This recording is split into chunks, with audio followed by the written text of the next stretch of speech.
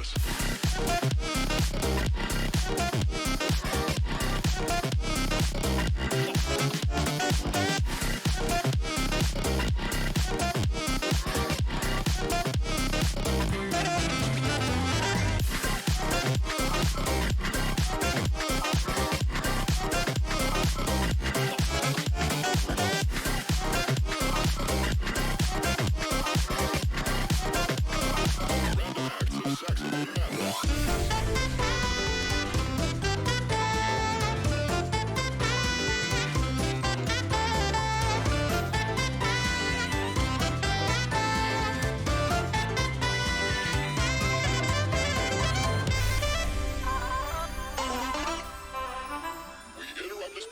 To bring you this.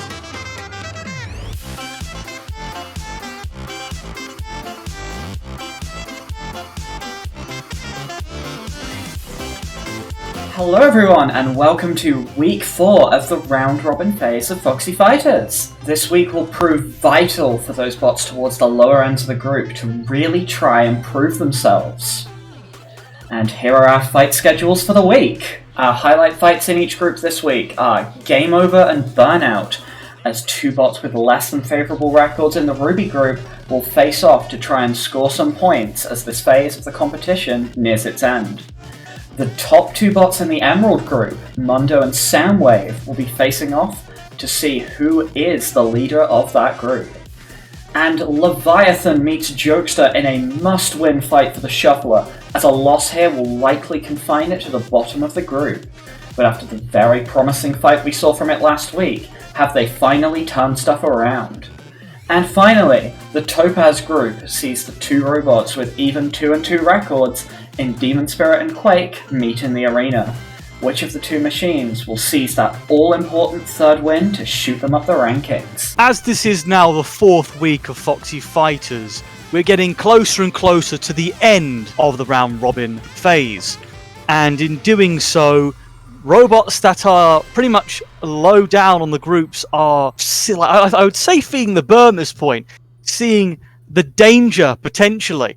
Right now, two robots in this competition, that being Burnout and Two-Headed Death Penguin, are still winless. And at this type of point, they need to get something on the cards if they want to remain in. Akira and Leviathan are also in the danger zone too, but as of recently, they've shown some kind of potential. Hopefully, any of the aforementioned robots and anyone that's stuck at the bottom may still find some kind of win yet. As you've said, Foxii and Red, the Danger Zone is busy this week, as we'll see the aforementioned Burnout and Game Over go at it. Burnout is at 3 losses and 0 wins, whereas Game Over is only slightly better off with 1 win but 3 losses.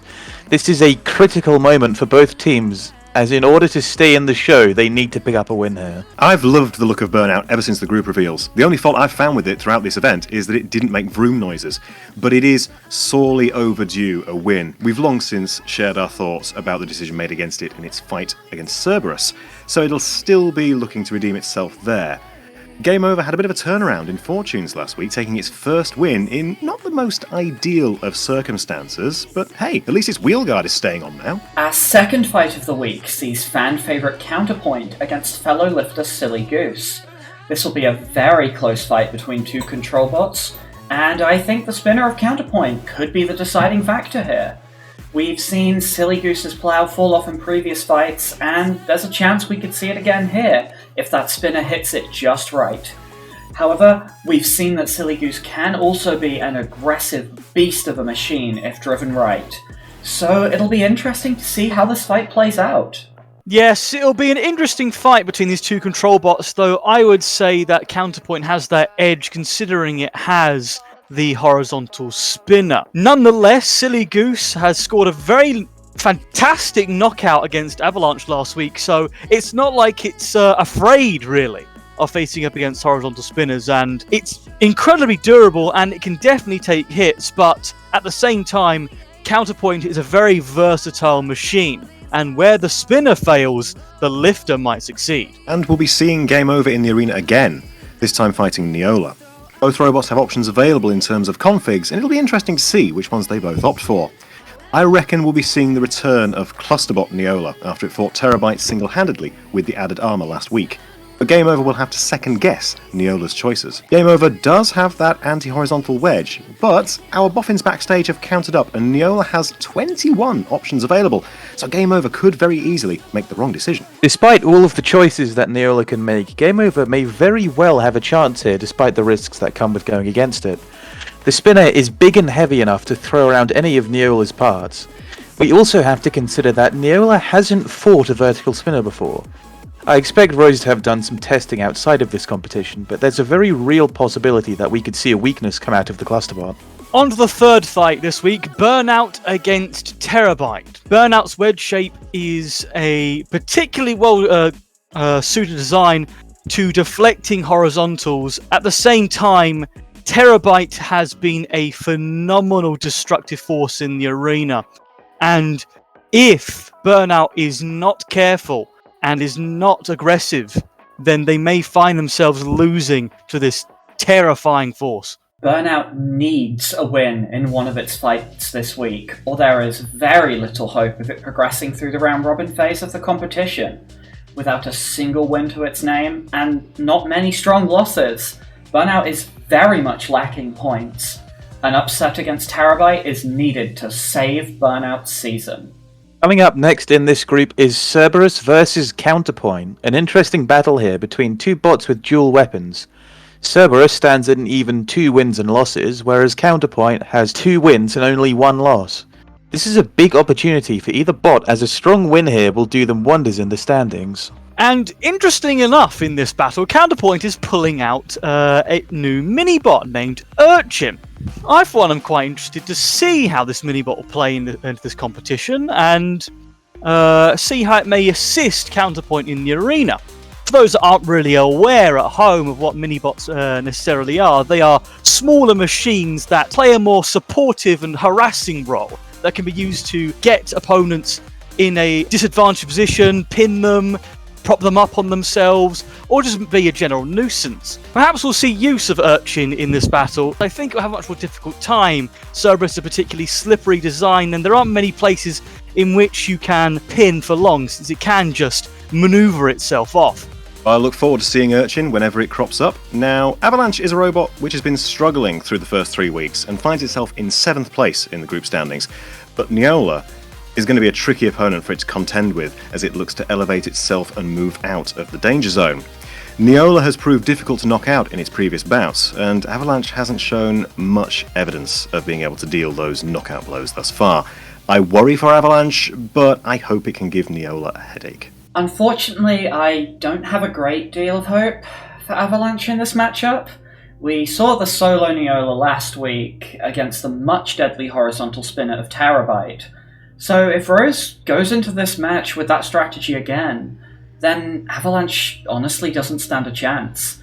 Moving swiftly onto the Emerald Group, and we're in for a real treat, as 2 of the top bots in the Emerald Group are facing off for the top spot, that being Mundo and Soundwave.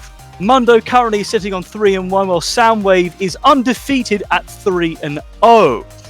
Both machines have proven themselves to be particularly devastating at what they do, with Soundwave being a completely destructive force and ripping apart its opponents with its spinner, and Mundo being quite a versatile machine, utilising its flipper and acts accordingly to control its opponents and get them into positions where they don't want to be.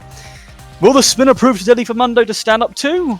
Or will Mundo toss Soundwave into predicament? For me, I have to go in the corner of Soundwave. I think that Mundo is pretty chunky and has a lot of points where it can be hit. Yeah, there's a reason these are the top two bots in the group.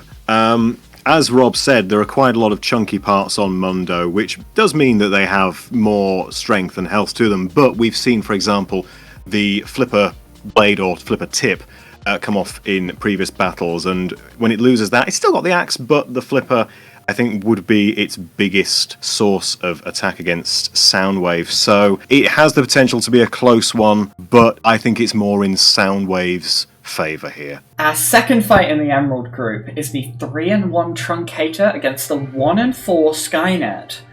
After a strong showing against Serpent last week, could we see a continuation of this momentum going into week 4? Truncator, however, has proved to be a formidable opponent losing only to group leader Mundo thus far. The flaming rotary lifter has been able to flick opponents and combo them onto the shelf and almost out of the arena. Will Skynet be able to outdrive one of the best control bots in the field? Given past performances with Skynet, I have to say the chances of a win seem low here. Truncate has been a tall wall to climb, and Skynet sitting at 4 losses doesn't do much to help their chances. I expect Truncated to go with its standard configuration. I don't really see any need for the Killdozer to be brought out. And as for Skynet, I think going for the spinning axe would work out best. It'll need a good reach to deal some damage. Now, Tough as Nails suffered 2 losses last week, and Mundo will be hoping to give it a third. But Tough as Nails is a strong control bot with an experienced driver, and it'll be fighting to stay off the shelf and in the arena this time around. Now, I'm not sure how grabbable Mundo is because I haven't tried to myself, but if anyone can find a way, Tough as Nails will. Could be a good close fight here. I don't think I'd have to agree when it comes to it being a close fight. Well, indeed, that Tough as Nails has been quite successful so far, I think attributing to the fact that it's such a big controlling machine and surprisingly being able to just get around and grab you in places where you don't want to. I think in this fight, it's probably going to suffer.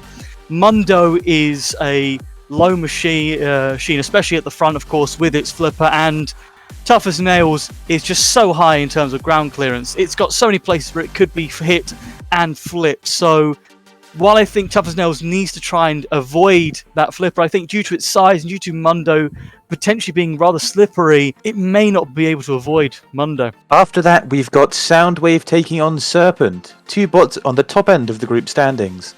This is a big-time matchup and a real clash of styles. Serpent's speed and agility will give it a good edge on Soundwave, but we could see the self-righting arm come into play if Soundwave gets flipped over. In this battle between a powerful flipper and a deadly spinner, I think we're really going to see the arena come into effect. Soundwave will be looking to try and create space and give itself time to spin up, while Serpent will be on the hunt trying to cut off Soundwave at every opportunity and keep that weapon stopped. And of course, land some good flips.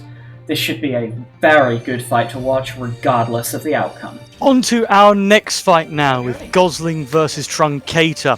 Gosling needs to pick up its win to escape from the bottle 2 and escape Danger Zone.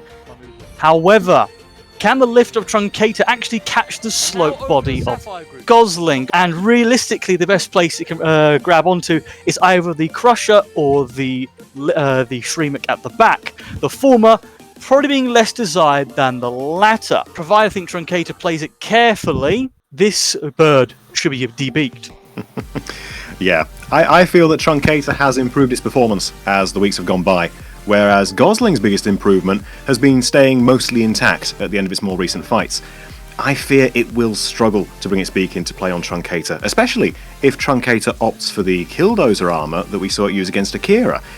I don't think Truncator will need to, however, I can see it getting its 4th win here relatively painlessly. And the Emerald Group's last fight for this week is Akira versus Tough as Nails.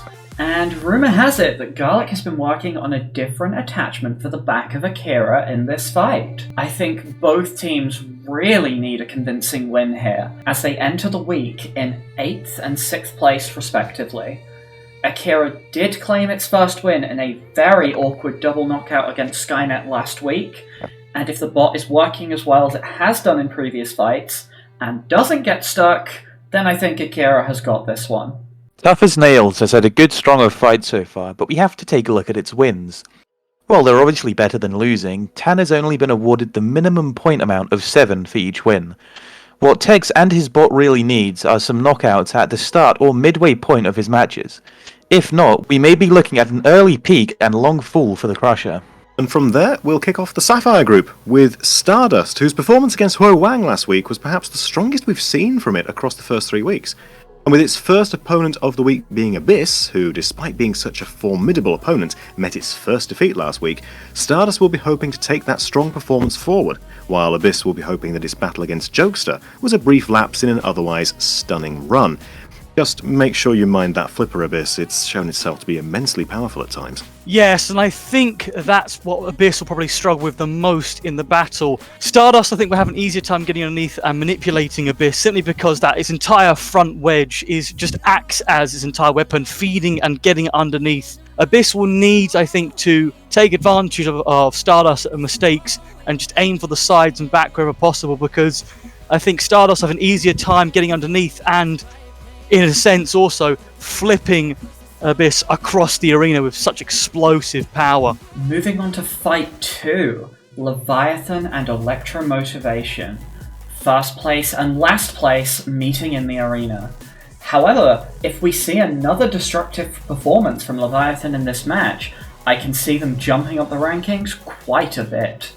So far, every fight of Leviathan's has ended in some form of knockout, and I see that streak continuing here. Either Electromotivation will get a hit in the right place and flip over the shuffler, or it'll take some shots in the wrong place and find itself immobile within the first minute.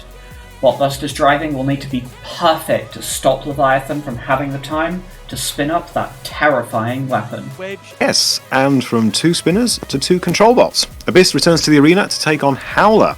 As both are fundamentally control bots, we have here 2 very similar methods of attack, but 2 very different win-to-loss records at this point.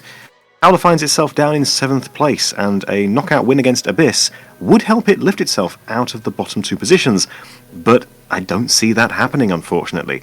Howler is a terrific-looking machine, but in the Foxii Fighters arena, looks can't kill. I've taken on both of these bots, and I have to go with the one that I lost to, that being Abyss. Howler has a better chance at clamping down with the bigger head, but to me Abyss is the faster and more agile bot.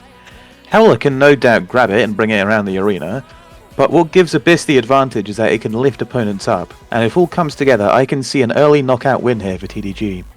Now on to the Battle of the Flippers, Stardust and AJ Ormanflinger. Much like how most fights are decided in any kind of robot combat competition here, it will come down, I think, to the wedge design here, and both robots will having unique wedge designs. I think, coming back to what I said earlier, Stardust has a uniquely, I think, infamously low wedge. The design seems quite perfect, and I think it has a much broader attack range in comparison to AJ. I think AJ will need to just try and not play Stardust's game, because Stardust can easily just get underneath and shoot you completely across the arena. Yes, in a matchup between 2 flippers, there are 2 real factors.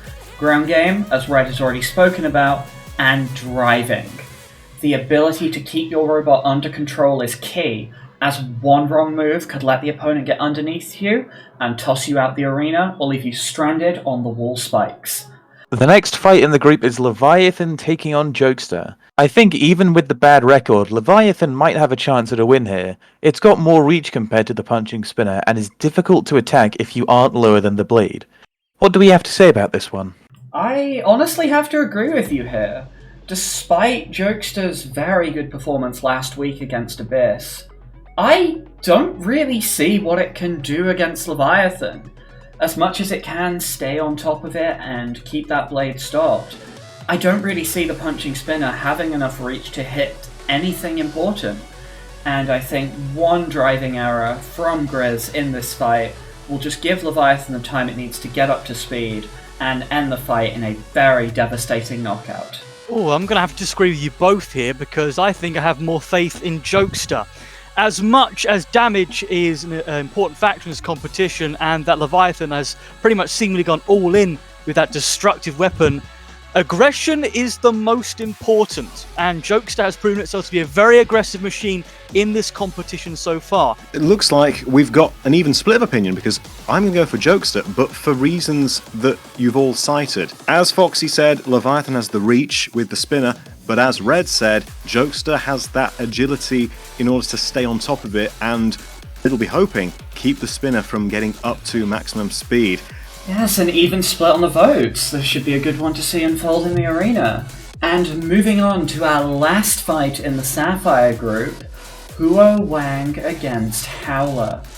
These 2 bots have a little bit of history, as they fought twice in my previous event, This is Fighting Robots, with both robots winning 1 match. However, since then, Hua Wang has received upgrades while Howler has stayed almost identical.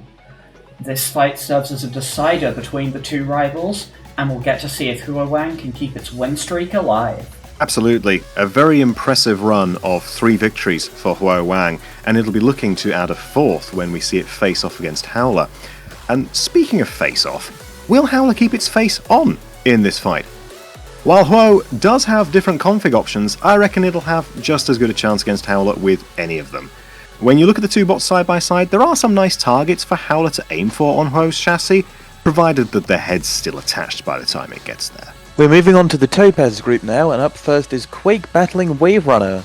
Wave Runner has been quietly winning its fights since the loss of Baratuda in Week 1 and has been rising up within the Topaz rankings. The weapon has proved to be very effective at throwing opponents into OTAs at corners, and its design is paramount to being a very successful controlling and ramming machine. Could we see it score another OTA in this match against Quake? This match is going to be a tough one for Quake and the chosen configuration. Wave Runner has a great wedge on the front and is difficult to get under, so they might have to rely on the hammer or sword.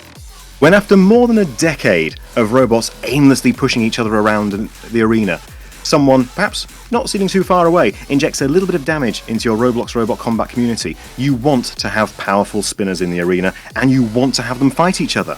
We've seen brilliance out of both Xiaoxilong and Super Esports in this event, but we've also seen them take devastating losses.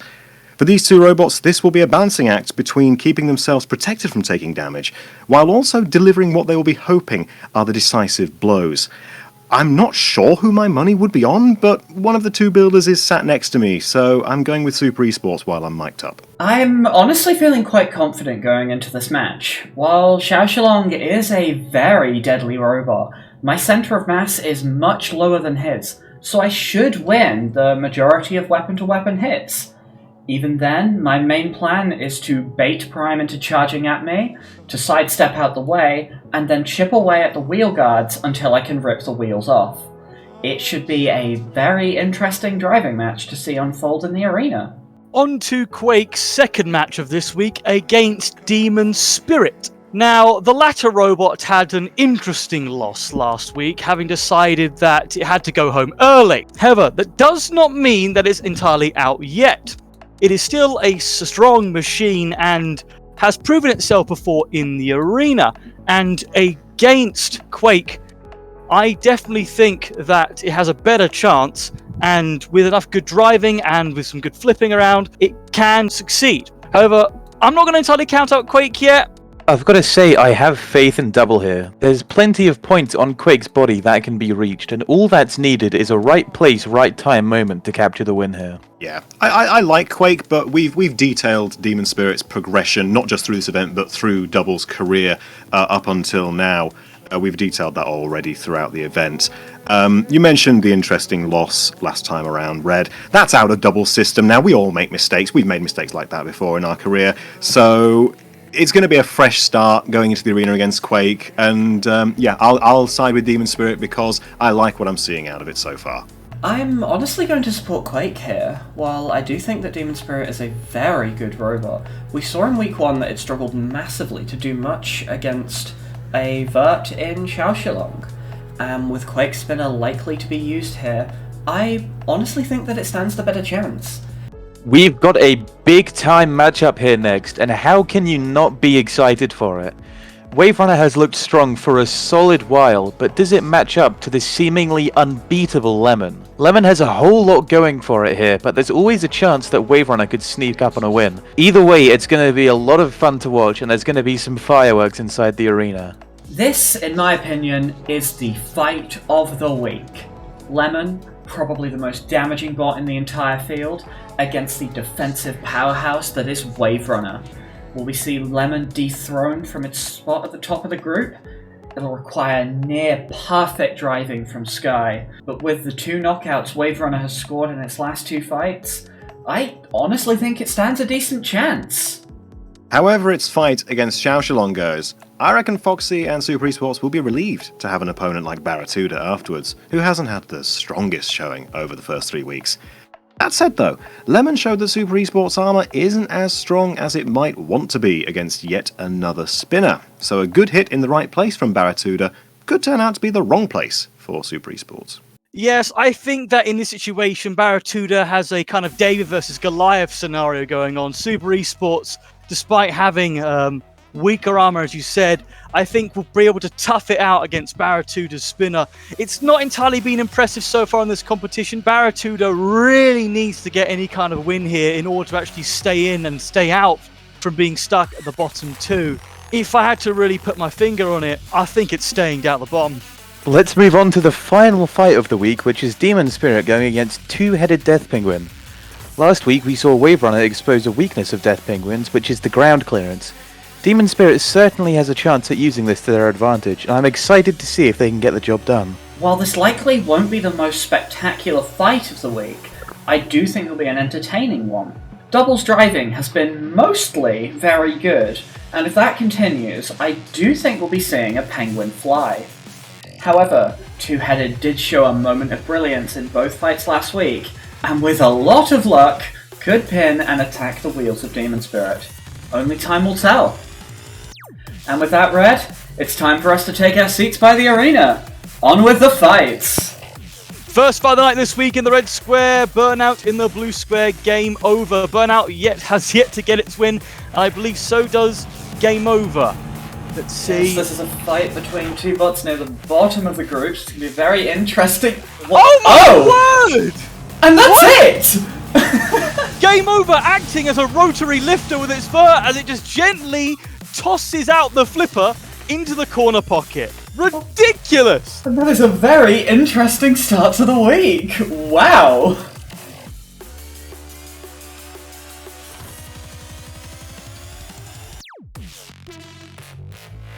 And our second fight, after a very quick first one, let's hope we can get a bit more action in this one, is Silly Goose versus Counterpoint.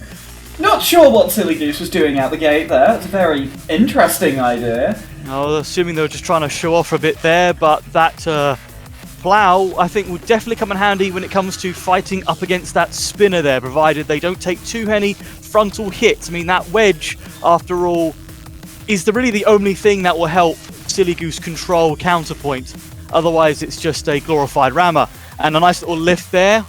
Yeah, it's a good start here from the Goose. And also we can see Counterpoint's new minibot Urchin in the match this time. So we'll see if that comes into play at all. Yes, and though despite Silly Goose being the aggressor at the moment and pushing Counterpoint around, flipped up there, I think Counterpoint definitely is, I think, feeling the burn so far. It seems to be alright. I think they've been getting a few nice hits in with their spinner. It's just a matter of time before I think we start seeing something tear, though I think... Ooh, did we see damage on one of those big wheels at the back of Counterpoint? Yes, there? I was just about to mention that one of Counterpoint's wheels, I think, is a bit cracked. Not sure from what, potentially... Oh! Now Silly Goose has lost a wheel to the wall! Popped off by a floor spike, I see. Yes, down to 3. Not very good for it, and that beak is starting to look a bit damaged. The first minute of this fight was looking very even, but it is starting to shift to Counterpoint's favour now as we enter the second half.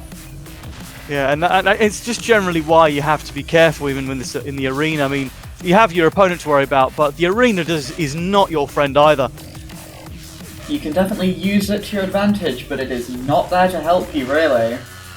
You need to have good driving in order to keep yourself under control and move around. There goes the beak!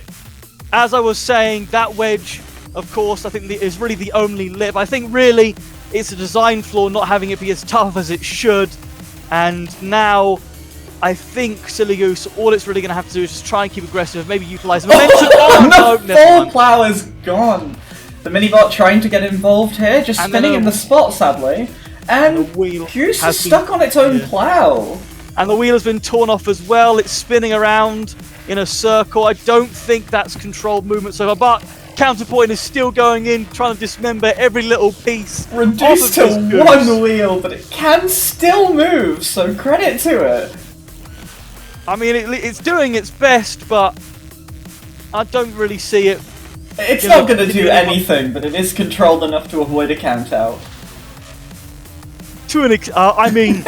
yeah, to an extent. could arguably control Foxii, but we're in the prerogative, we're in the rules. Yeah, definitely. Well, parts still coming off as we enter the closing seconds of this match. Goose is stuck against the wall. Counterpoint gets one last lift in, and the mini bomb blows itself up. Explodes! Oh dear! What an explosive end there! Little firework and all. Celebrating Counterpoint's potential victory. I have to see. And yes, it was celebrating victory, as this match is judged 8-4 in favour of Counterpoint. The third fight of the night in the Ruby group, we have in the red square Neola and in the blue square Game Over, fresh off of their first victory tonight against Burnout. Maybe they'll pick up another one against Neola though. Considering Neola and how well they performed, I'm gonna have to say it's unlikely. We haven't actually seen Neola fight a Vert yet, so this may be an interesting little fight here to see how it can handle against what is arguably one of the strongest weapons just in robot combat in general. Yeah, right now that they're in a pretty much a dance really, a wedge lock. Another robot I think is... Oh, the flipper! Well, that's certainly solved the stalemate there. The arena helping out, Game Over. Of course, taking advantage of that, tossing Neola around a bit. We are a wake-up seeing call one there. of the disadvantages of the cluster bot here, with them being halfway, that Vert and the arena flipper as well is tossing these robots so much more than they would normally. Yeah, and I have to say the flamethrower is consistently putting itself in danger here. Oh, the flipper needing to free it. Can it free? It's Game cluster. Over could be trying Game to Over. capitalise here, but is not. Oh, it's nearly free. Oh, there we go! And one half is out! This is going to be That- a very interesting match now. Yeah, I was going to say the flamethrower cluster didn't seem very well driven to me from me watching that battle, and right now Game Over has capitalised on that and has tossed one of the clusters out, though Neola is pushing up against the wall and has it pinned there, utilising that flipper. Very good flip Fantastic out. toss. One of the first we've really seen from that flipper across its fights. It got one in the counterpoint fight. The damage, I think, on that wedge is really racking up. It's not being as wedgy, as effective as it should be. It is struggling to get underneath, but it's slowly doing so, as we are seeing. I've got to give credit to the pushing power of Neola. As mentioned, this flipper heart is half the weight of Game Over and is still effortlessly pushing it around. If you design a good cluster, it doesn't matter what weight you are. Oh, and it doesn't really also matter if the arena helps you out there. That is very precarious. Oh, it wanted the U to flip and freeze it! Ooh, potentially a mistake here in the final minute from Neola. I don't think it really could have helped where the Game Over was going to bounce, but it is in control so Push far. into the drums and onto the shelf! Shelf! This could be it! I think it could be over. I don't see any of those wheels touching the ground. It has pinned itself there, Neola, with the comeback. One cluster down, but it only needs one. Fantastic work there by Rose. A brilliantly driven match from the flipper path of Neola there. That was phenomenal to watch. Half a robot, really, take on and defeat a powerful vertical spinner in Game Over. Take that, Goliath.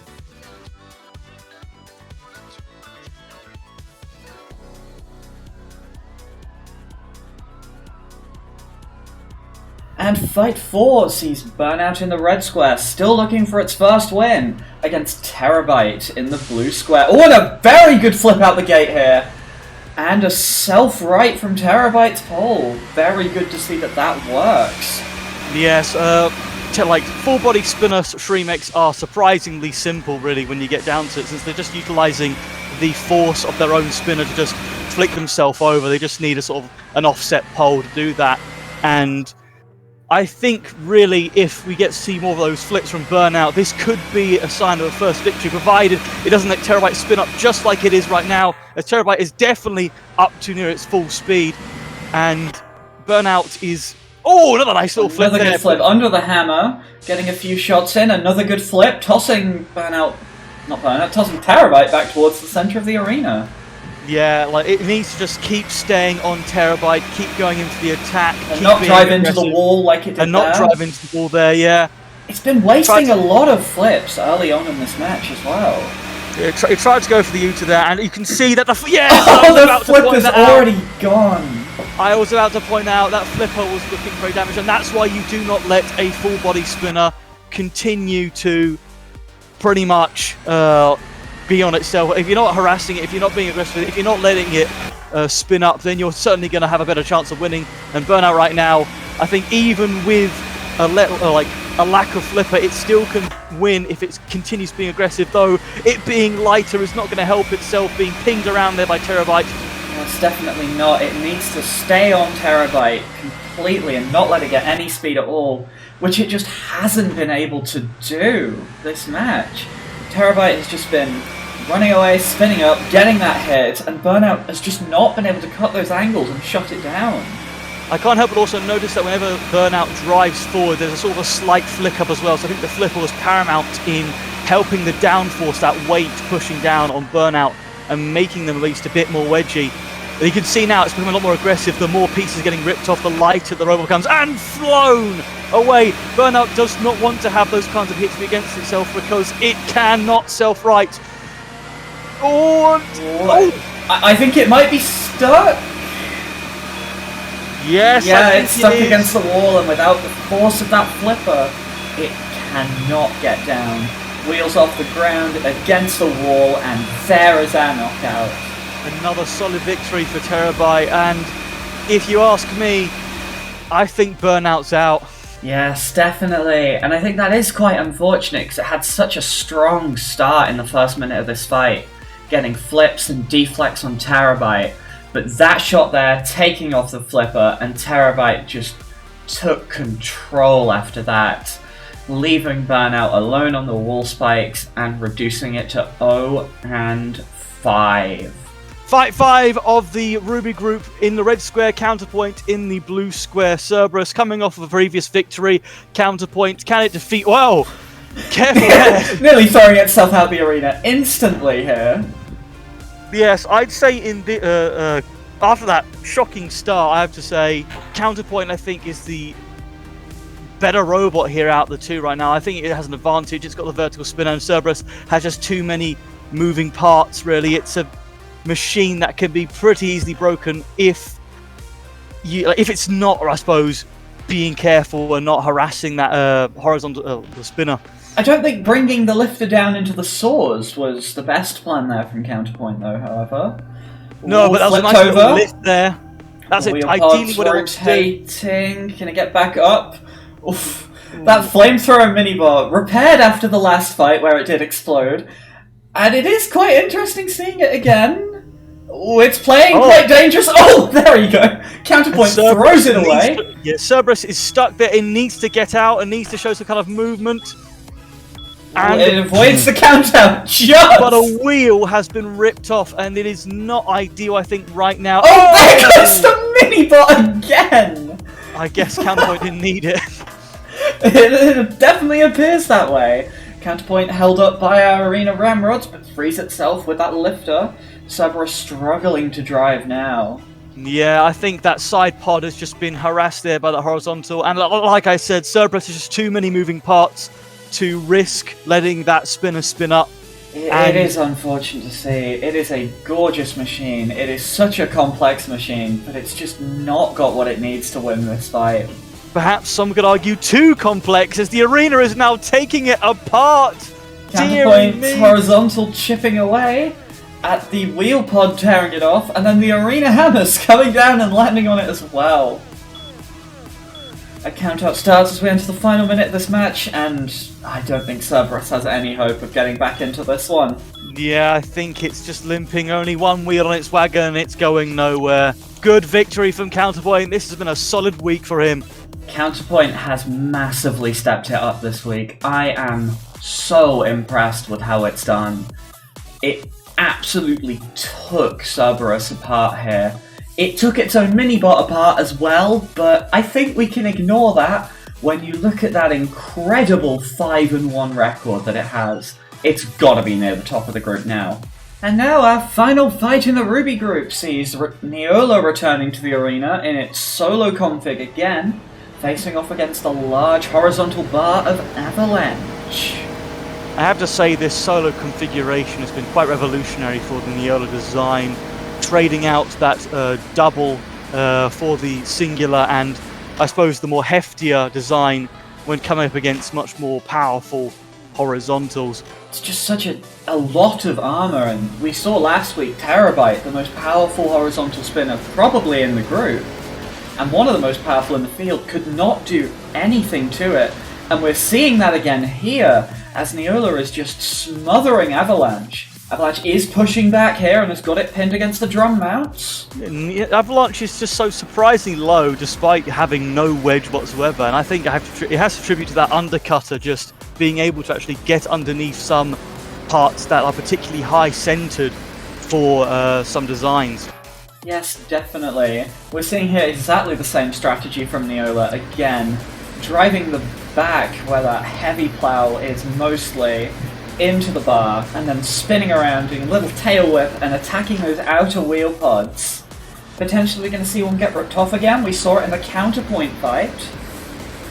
I'm not quite sure. I mean, right now, both robots still look quite sturdy, and Avalanche is just doing its best to just spin up and try and land a solid hit. It's definitely spinning up. It's definitely getting to a higher speed, but just because of that back. Oh! Somehow Neola lands right way up there. I thought I saw it upside down from. Oh, and two of the wheels are gone!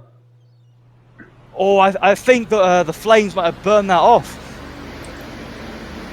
Yes, it didn't look like Neola hit them, which is not the greatest. Well, that's how. It's going to prevent Avalanche's control, so it's definitely going in favour. It just goes to show how careful you should be when it comes to sorting out your internals as well, because these arena hazards can damage you internally as well as externally, and if your, I suppose, weight isn't up to snuff, they can be snuffed out. Yes, definitely. The wheel guards are holding it well, but as we've seen, the wheels themselves are not. Avalanche just really does not look like it's been able to get up to full speed at all this fight, either.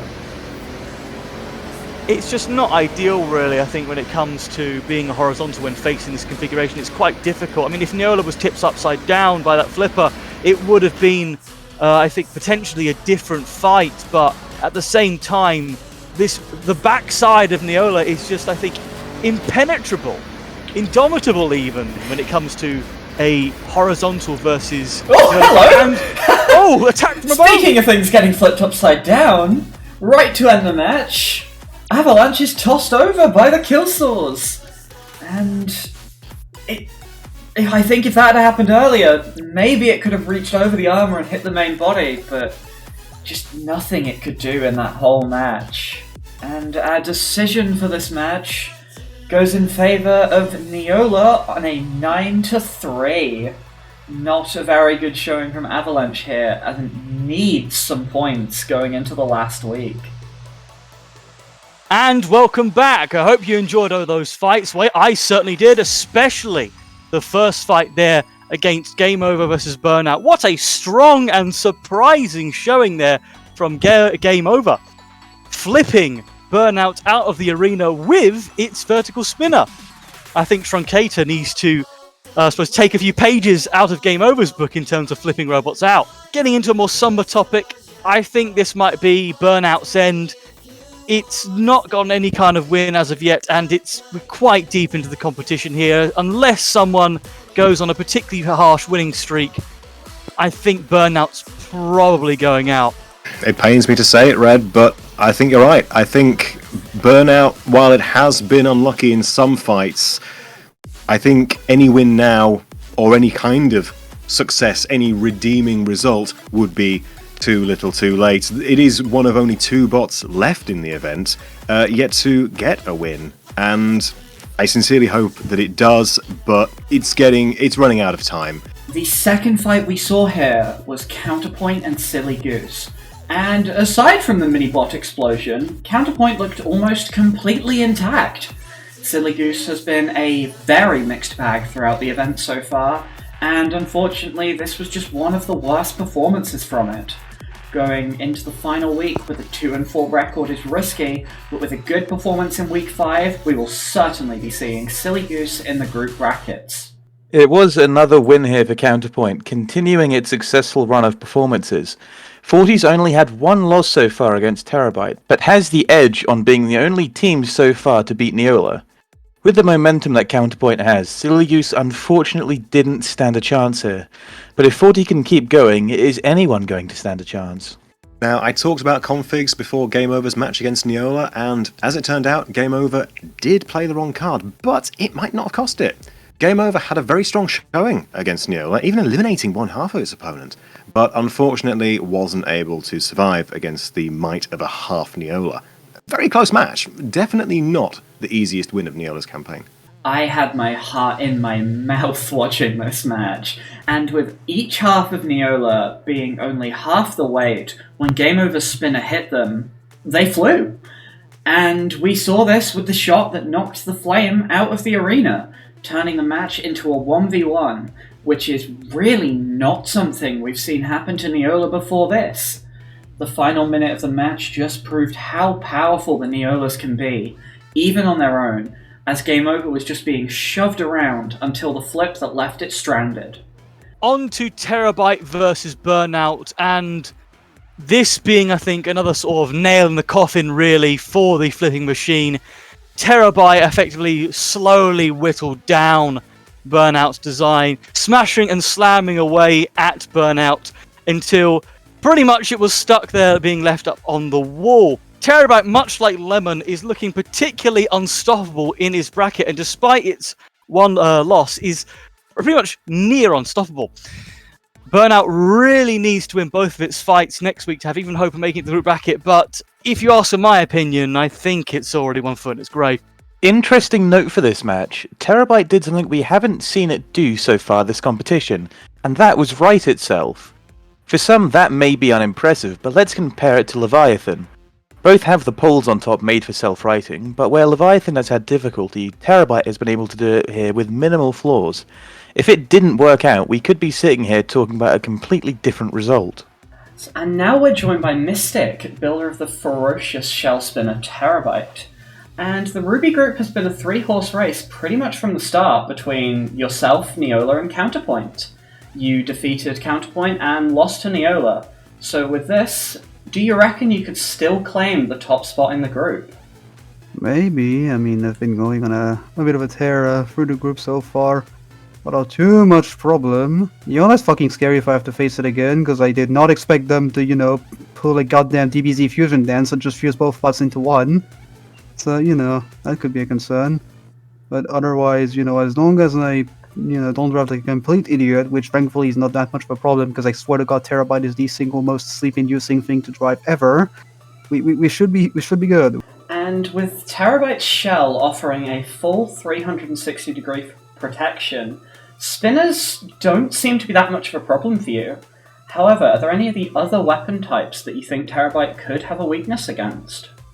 Well, anything that comes from the top could actually be a problem, because the thing is, okay, good, the shell gives me pretty good protection from anything, but it's only held on by a singular shaft at the top, but if you hit that shaft, the shell just comes off, and then I lose both my weapon and my means of protection at the same time, and I don't have any backup plan.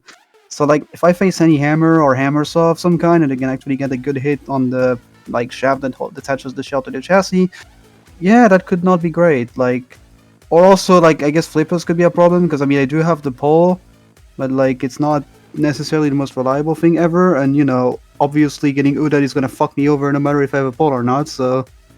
Yeah, flippers and anything that can attack me from the top is, the biggest threat to Terabyte, probably. And it looks like you're gonna have to fight one of those in week 5 with Cerberus, with those dual saws and the crushing jaws all attacking from the top. Do you plan to do anything different for that fight, or is it going to be the same plan of just spinning up and hitting it hard? One thing I might try is maybe mounting top-mounted teeth to the shell so that I can hopefully catch the saw and rip it out before it actually hits the shaft. That could be something I could be trying. But the thing is, something like Cerberus is like not necessarily the most optimized web design for taking on horizontals, because there's a lot of catch points you can get on it. So it's not, it's for of all the bots with overhead attacks, this is certainly not the scariest one. But I will probably try, we'll try the strategy of putting top-mounted teeth on the shell anyway, just as a safety measure, because, you know, karma is a bitch. So I would rather not, absolutely throw something that it could have been a good win by, sheer arrogance. I mean, definitely, when you're in the spot that you are in the group, it's definitely good to have a bit more caution than needed. And I think your opponent in your other Week 5 match, Avalanche, I've heard that they're working on something specifically for you. So is it good that your bot is kind of generating that level of fear that people are planning specifically for it? I don't know. So here's the interesting thing, right, is that I feel like most of the time these like Hail Mary solutions that people bring specifically to bring down one bot, like they don't have the best track record of working. For example, Counterpoint trying to do the whole de-icer thing to just hold my pole at bay.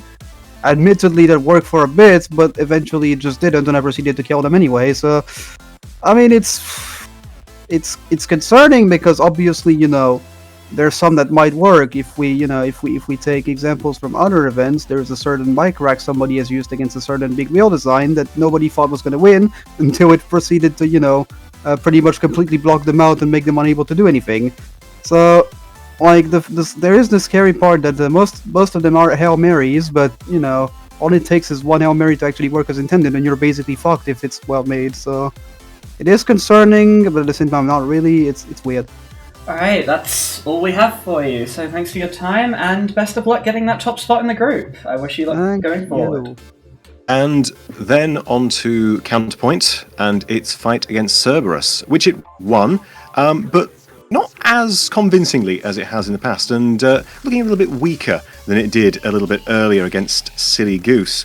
Perhaps the overhead attacks from Cerberus were its vulnerability, just as the wheel pods on Cerberus breaking off are its vulnerability. Up until that point, it did put up a good fight, but just lost out with that wheel pod damage. But yeah, not as convincing a performance from Counterpoint, but a win nonetheless. Despite it not being a convincing win, it is still a win nonetheless. I mean, in both fights, the mini-bot once again blew up, though I'd say in the former it was a lot more explosive. But Counterpoint is looking particularly solid in its group so far and is rising up, I think, to even rival Neola in terms of effectiveness. I see this robot getting pretty far in this competition, and I think when it comes up against the best, it's definitely going to stand a chance. Yes, I definitely have to agree with you there. Looking at this, one of the best robots in the field, Neola, and in the last fight of the Ruby group, we saw it fight Avalanche. And once again, we saw the solo Neola enter the ring and completely smother another large horizontal spinner. Last week it was Terabyte, and history repeated itself here with Avalanche. Once again, we never really saw Avalanche's weapon get a good hit, and I think its days in the season are numbered as it drops to a 2-3 record, with wins, but not a single knockout to its name. Neola's armor is near indestructible, so it would seem, and with all of Avalanche's troubles so far, I have to give it some credit that the driving improved even with 2 wheels being lost in combat. I certainly hope we keep seeing some good driving and fighting as we shift over to the Emerald group, who are ready and in the arena. First fight of the Emerald group in the red square, Soundwave in the blue square, Mundo. Both of these machines have proven to be very strong in the group so far. We'll see who is the champion out of these two. Yes, this is a battle between the top 2 of the group here, so this could decide who will win the Emerald group overall. So far, Mundo has landed a nice shot there. Good deflect off that angled side, and a very good follow-up. Soundwave has so far taken out a fair few bits of Mundo there, ripping off the front. Landing injuries though, but Mundo is consistently flicking back with those flips. Oh, and it's over! Oh, and he's knocked him over! We're going to finally see the self-righter of Soundwave. It works pretty well, a little bit on the slow side. But it doesn't seem like Mundo is letting them have any kind of respite, flipping them back over and utilising that axe to smack in on the weaker underbelly. Very good tactic from Mundo. Get it over and then attack it with the axe, but it looks like it's going for the Uta. Soundwave struggling to self-right and out of the arena. Oh, dearie me. Once it was flipped over, once it was turned turtle, that was it. It couldn't do much else. I have to say, with our predictions on this fight, myself and Rob have been proved wrong, and I certainly didn't see this one ending in a knockout for Mundo. A bot that has been so impressive throughout this event so far, and now dethroning an undefeated robot in such spectacular fashion. A very well-earned win for Mundo here, and we'll see it later tonight, facing off against Tough as Nails. And fight 2 of the Emerald group sees the overhead spinner Skynet facing off against the rotary lifter of Truncator. Truncator opting for the Killdozer config here, despite probably not needing to, as we haven't seen Skynet spinner really do much all event yet. Yeah, so this might be a good option to choose here. I mean, the Killdozer is notoriously difficult to break down, and that spinner may not be as effective as it would be on the Wedgelet configuration. The spinner might not even be active. We haven't seen it move at all yet this fight. Yes, though so far it's been decently controlling with its wedge. We'll have to see who goes. Oh, a bit of a mistake there. Skynet makes a driving error. Oh, getting onto the front really consistently. Those 2 prongs on the wedge are pretty much beating Truncator's like V shape at the front of its plow every time. Oh, the spinner's up now! But even still, I think that lifter is lower and has been able to flick it over several times in this fight so far.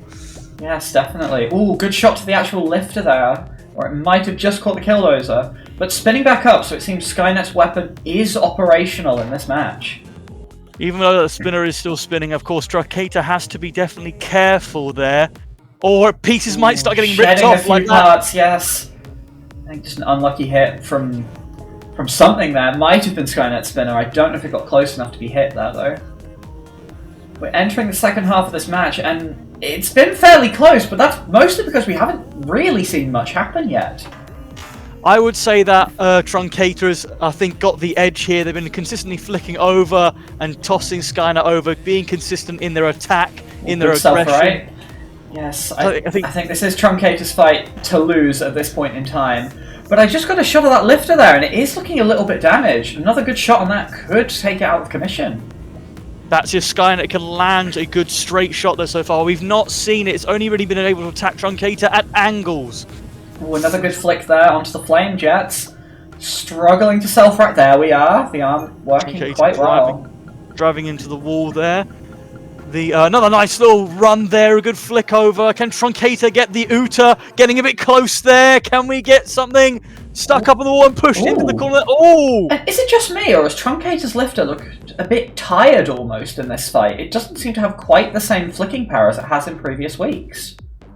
Even still, though, it has been consistent in terms of its flicks. I think it's been on top, even if it might be showing some signs of lethargy. I don't blame it. It's coming into the final few seconds of the match here. Can we get to see any other explosive shot there? Nice little strike. Final 30 seconds.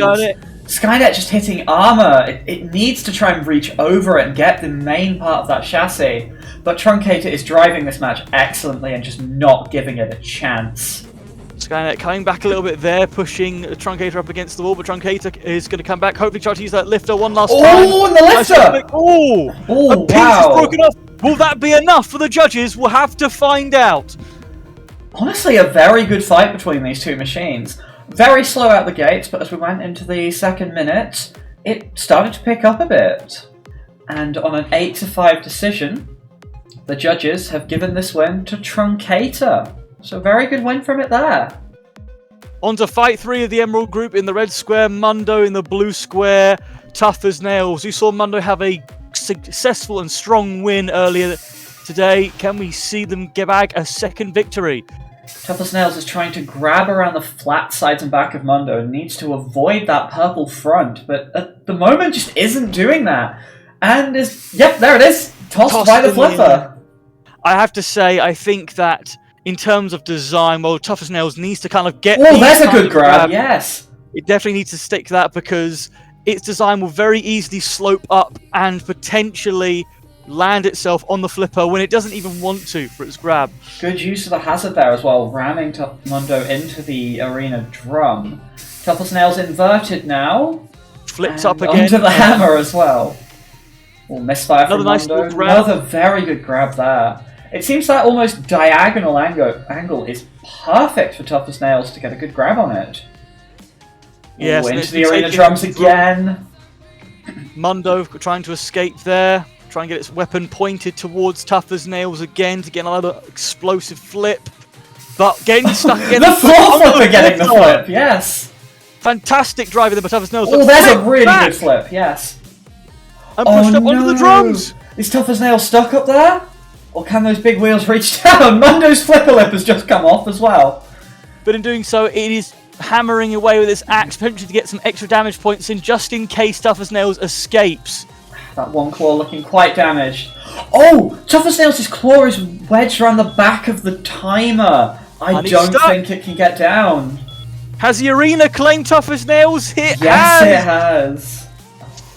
Oh, commiserations to Tough as Nails there, but I think in the end of the day, its size was its downfall. And you've got to commend Mundo's driving again there. Aside from the couple of really good grabs that Tough as Nails got, Mundo did not give it an inch in this entire fight. Very well deserved win.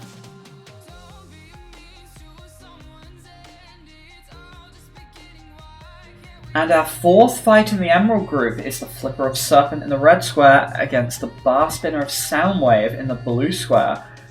Soundwave dodging a box rush but not getting up to speed instantly.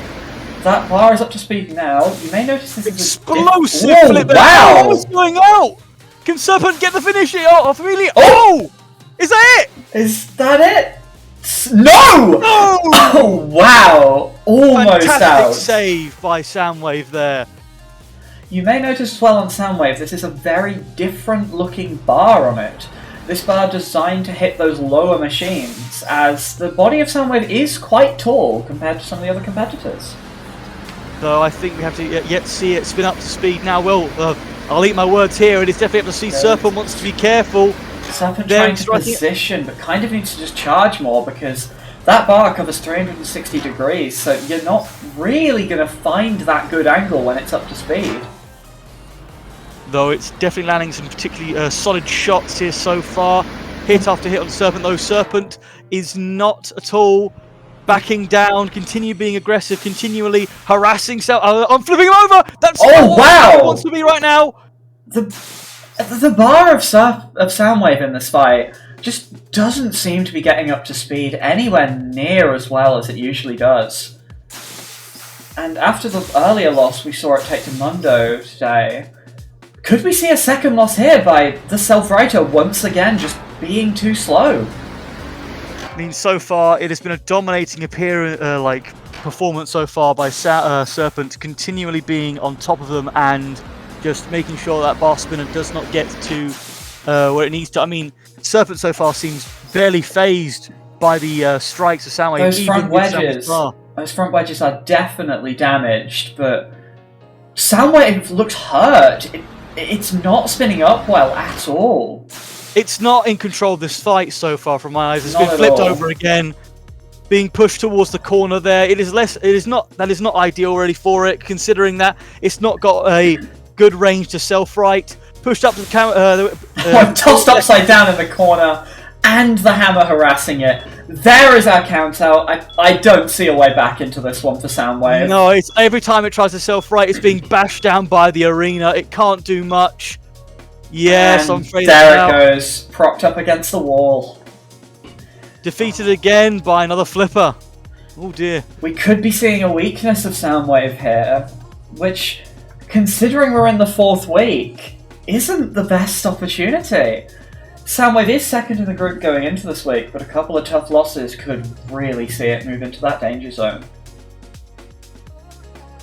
On to fight 5 of the Emerald Group in the red square, Truncator, blue square, Gosling. Truncator getting a solid win earlier. Let's see if we'll pick it up another one. As Gosling, what was that? What? Where's Truncator's weapon gone? It's just fallen apart. I think Gosling took a very good peck at the exact point it needed to strike at the very probably central axle of that weapon and ripped it off as Truncator was lifting him. That is the most damage we have seen from a Crusher in this event so far, and it has completely dictated what will be the pace of this match. What can Truncator do now, aside from just try and push? Ideally, it's just got to be aggressive and utilise the arena hazards. It's getting stuck on its own pieces. Gosling showing it some mercy, though. Missing a bite on the armour. I don't know, I wouldn't call this mercy right now as he's Definitely not. fighting into it. Truncator pushing. Oh, getting a nice little lift there. Wow, even without the lifter. That wedged body of Gosling, it would probably be quite hard for Truncator to get a good bite on anyway, as we did see the rotary lifter struggle with wedge-shaped designs in previous weeks. Yes, though at this point, I think we. Gosling, don't throw yourself out! You've won this fight! Could this be it? Oh, is Can it it stuck? get itself Can off? it flick itself down? It's flicked itself down! Yes, it is. Flip it! He's taking himself out on the Oh arena. no! Without that lifter, it is not getting back over, and Gosling is spinning in celebration after nearly flying itself out. Oh dear, the arena claims another victim in this week so far. Fantastic win from Gosling. Yes, that weapon system of Truncator going down in the first 5 seconds of the match.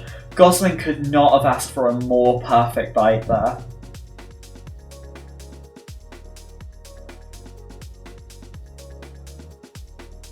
And now our final fight of the Emerald group sees a slightly different looking Akira fight Tough as Nails.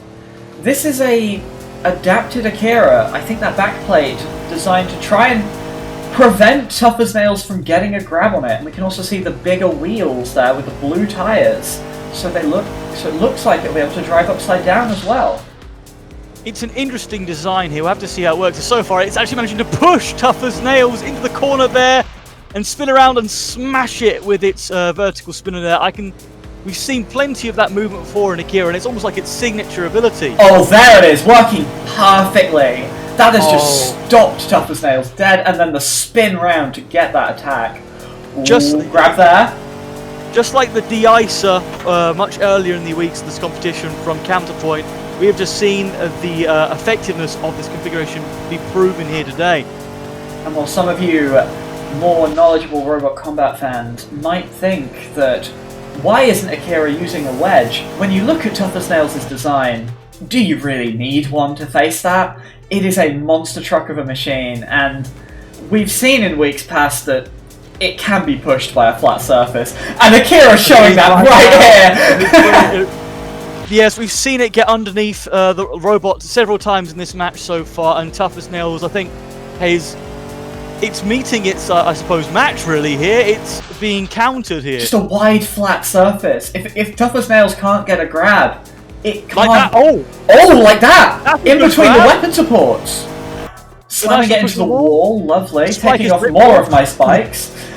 I have to feel garlic there. Yes, of course. Or should we build Tex? Considering he was the one wielding the spinner at the time. Oh, yeah, that's true. I think garlic wouldn't mind that. Nice little tender grapple there, but not much there. I think it's quite a slippery design really now, because there's not much left to pinch. As you can see, Tough as Nails doesn't really have that full closure with its claws, so it just manages to slip away every time, Akira. Definitely. I'm also liking the removal of the wheel guards for this config as well, as they would probably be a good grab point for Tough as Nails, who has got a good grab on it right now, and Akira is just sitting on top.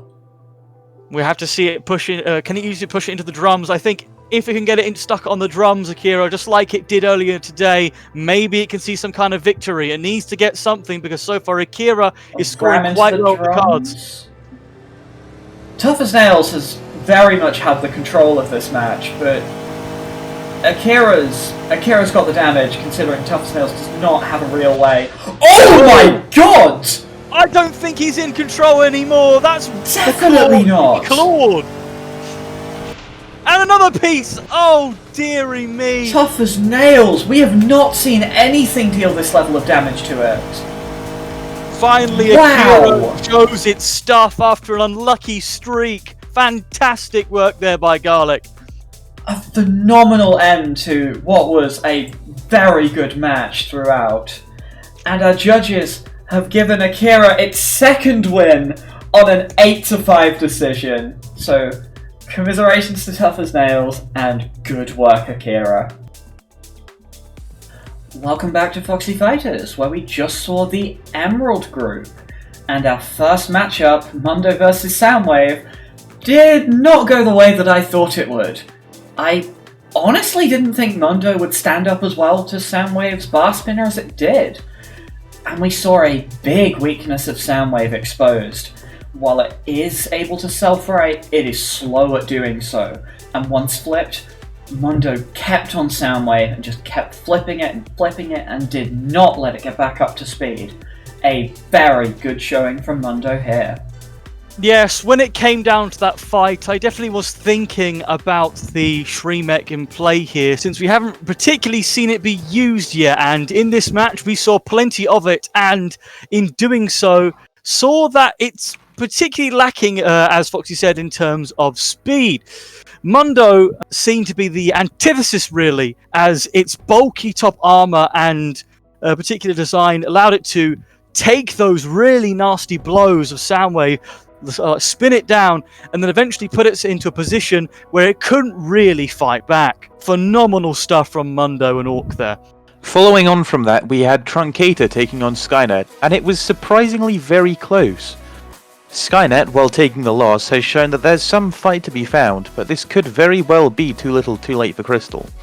Truncator, on the other hand, has been doing very well, and this win only brings them further down the road to victory.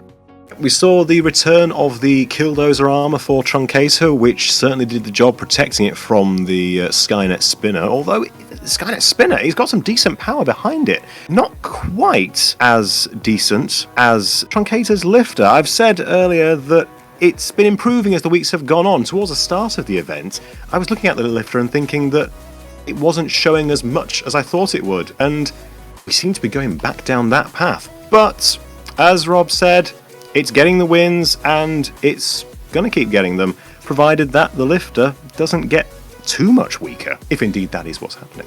Moving on to Mundo's second fight today, and rather second victory against Tough as Nails. Another very strong knockout from Mundo, leaving it with 5 knockouts so far in this competition.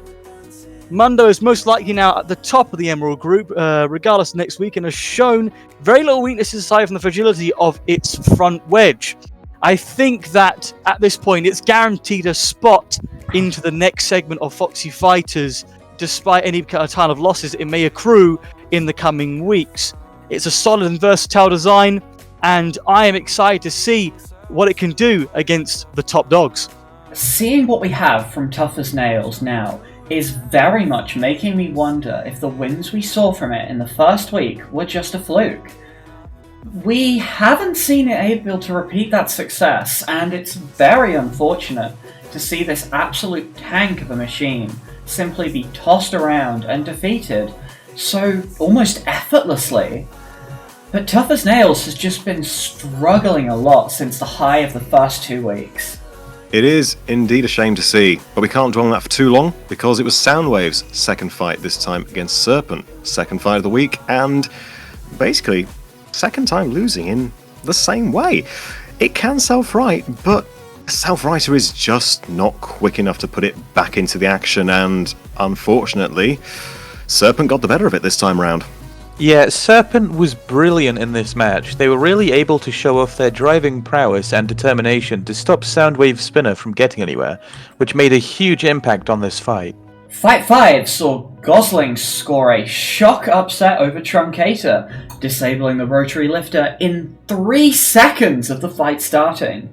After that, it was just Gosling pushing around a weaponless Truncator until the floor flipper fired and left it stranded, unable to self-right. I am here with Flame Samurai, the driver of the lovable Crusher bot Gosling, and with a 2 and 3 record so far, you appear to be pretty much dead middle in the Emerald group.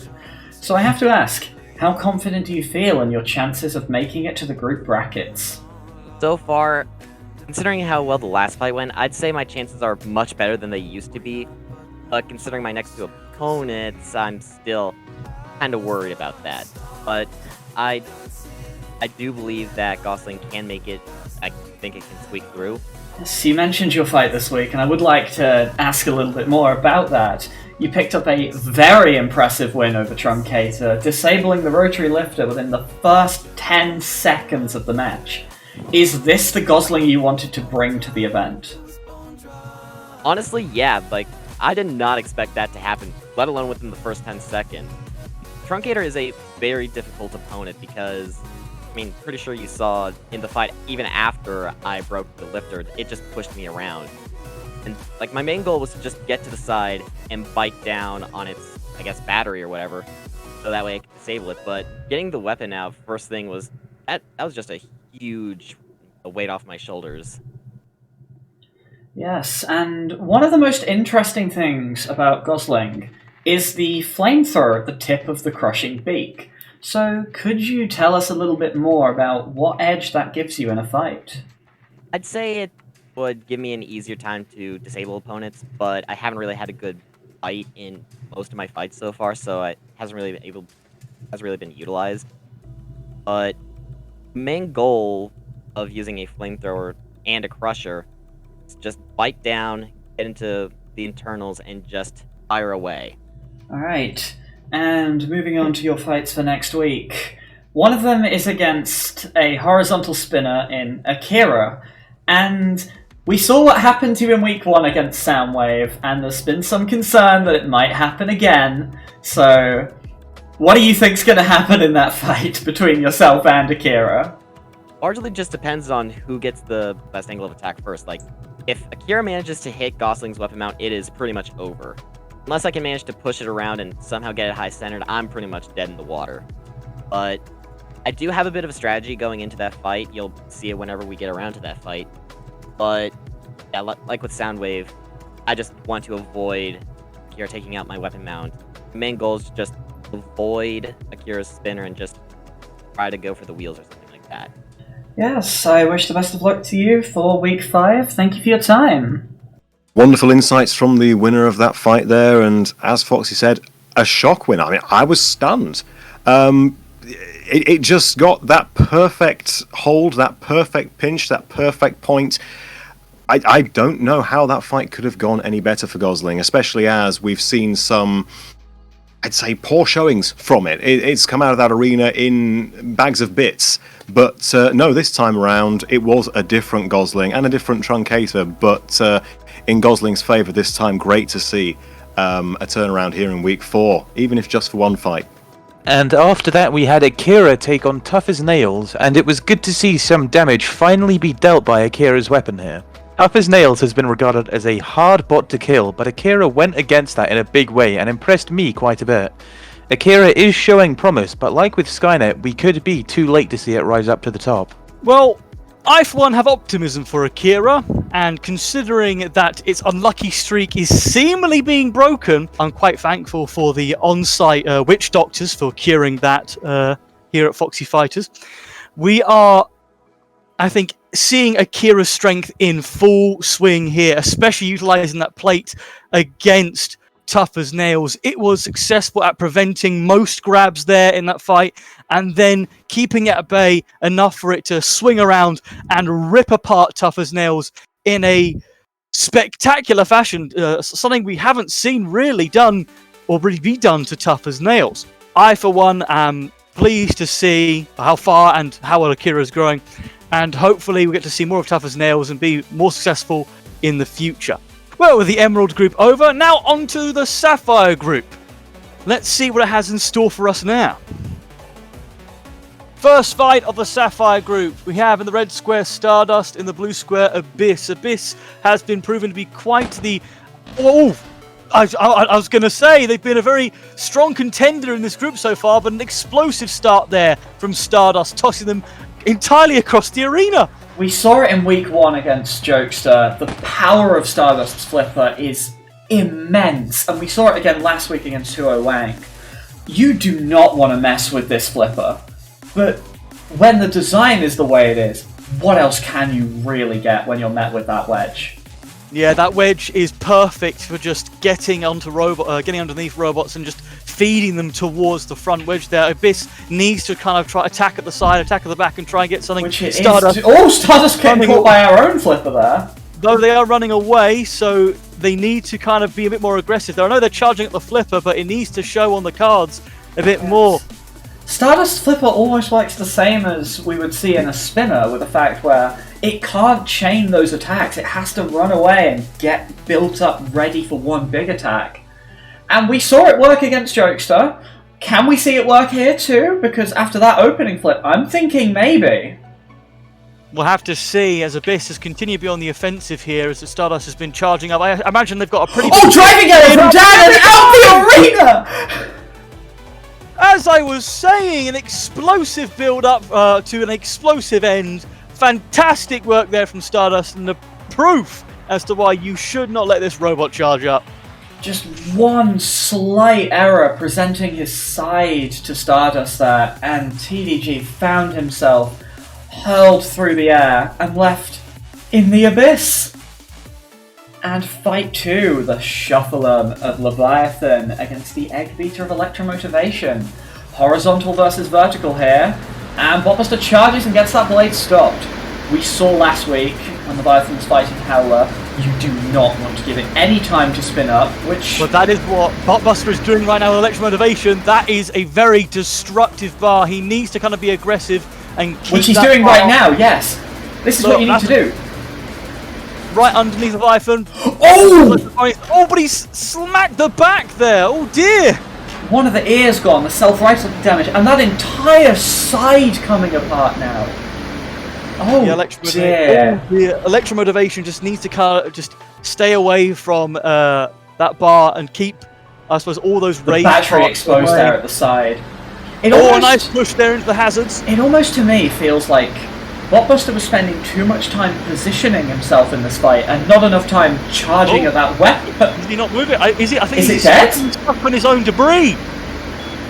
Oh dear. Leviathan just sitting and waiting. It knows it needs the points. It is playing the points game. And Electromotivation is out. What a shame. I think Electromotivation definitely had a chance if it kept being aggressive, but in the end, the damage was too great.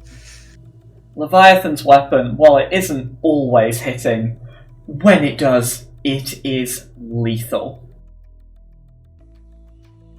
Fight 3 of the Sapphire group brings us in the red square, Howler in the blue square, Abyss. Considering Howler's track record, it really needs to pull out some kind of miracle in order to stand a chance against Abyss, if you ask me.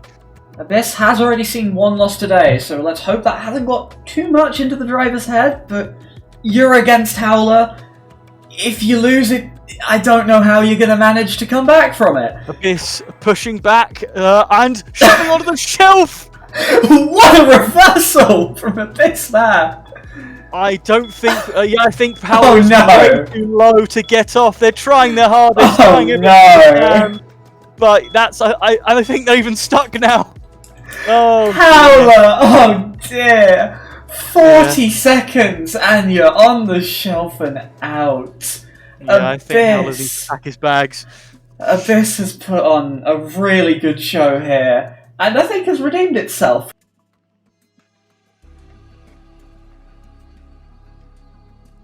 And Fight 4 sees 2 flippers enter the arena. Stardust returning for its second fight today, and AJ entering for the first time. We've seen Stardust get one incredibly good win already. Will this be a second? Oh, AJ getting that run there, but just about missed that flip at the end. AJ really needs to kind of do, I suppose, a similar thing. Oh, no! A second misflip! AJ missed 2 flips there, and Stardust just capitalized. And I don't think AJ can get off.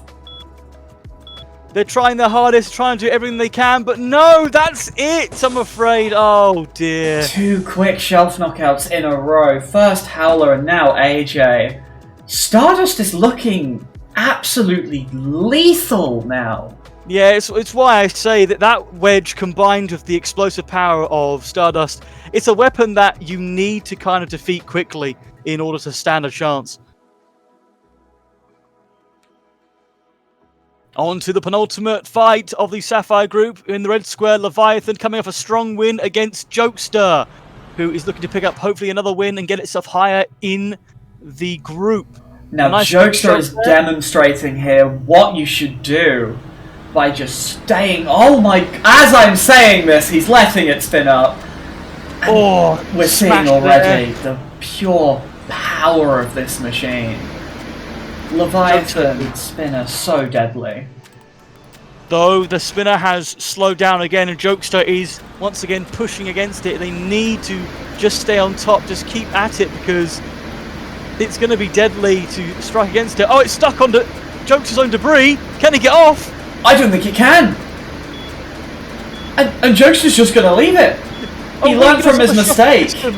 It's too low, and I don't think it's going to get off. No, it's out. Oh, unfortunate loss there from Leviathan. But Jokester has very clearly learned from that loss over Howler to not free your opponents if you get them stuck. Today has definitely been I suppose, resume or portfolio on why you should be careful when you make your robot have quite low ground clearance. And now, our final fight of the Sapphire group. We see Howler returning to the arena to face Huo Wang. Howler didn't exactly take much damage in its first fight, but didn't exactly impress us either. And I think it's going to take a lot of damage in this fight as well. It's got to find a way to grab and defeat Hu Wang, who right now is utilizing that fork configuration to absolute effectiveness. And you'll also notice on this config, Huo Wang has covered up those front wheels, so they aren't exposed anymore. Oh, okay, no, it is working. I didn't know Howler's self-righter was functional there. I think it's because the self-righter is just too awkward. Oh, an incredible huge hit! shot. Huo Wang's egg beater does hit so nicely. We saw it against Leviathan where it nearly roofed the shuffler. And then that hit there throwing Howler across the arena. I have to say though, Howler is definitely, I think, being more of the aggressor here. Huo Wang seems to be playing the sort of patient fighter here, letting Howler come towards him. Yes, definitely. Oh, there goes the self-righter. Oh dear. I think that might be the match over. Oh, and Huo Wang is just going in for more. Is he going to go for the Uta shot or is he going to let it sit? No, he wants more. He wants him out. He wants it out. Oh, the floor flipper getting in the way. Swin, I'd be patient if I were you. Oh, I'd jeez. leave it. There's our count out.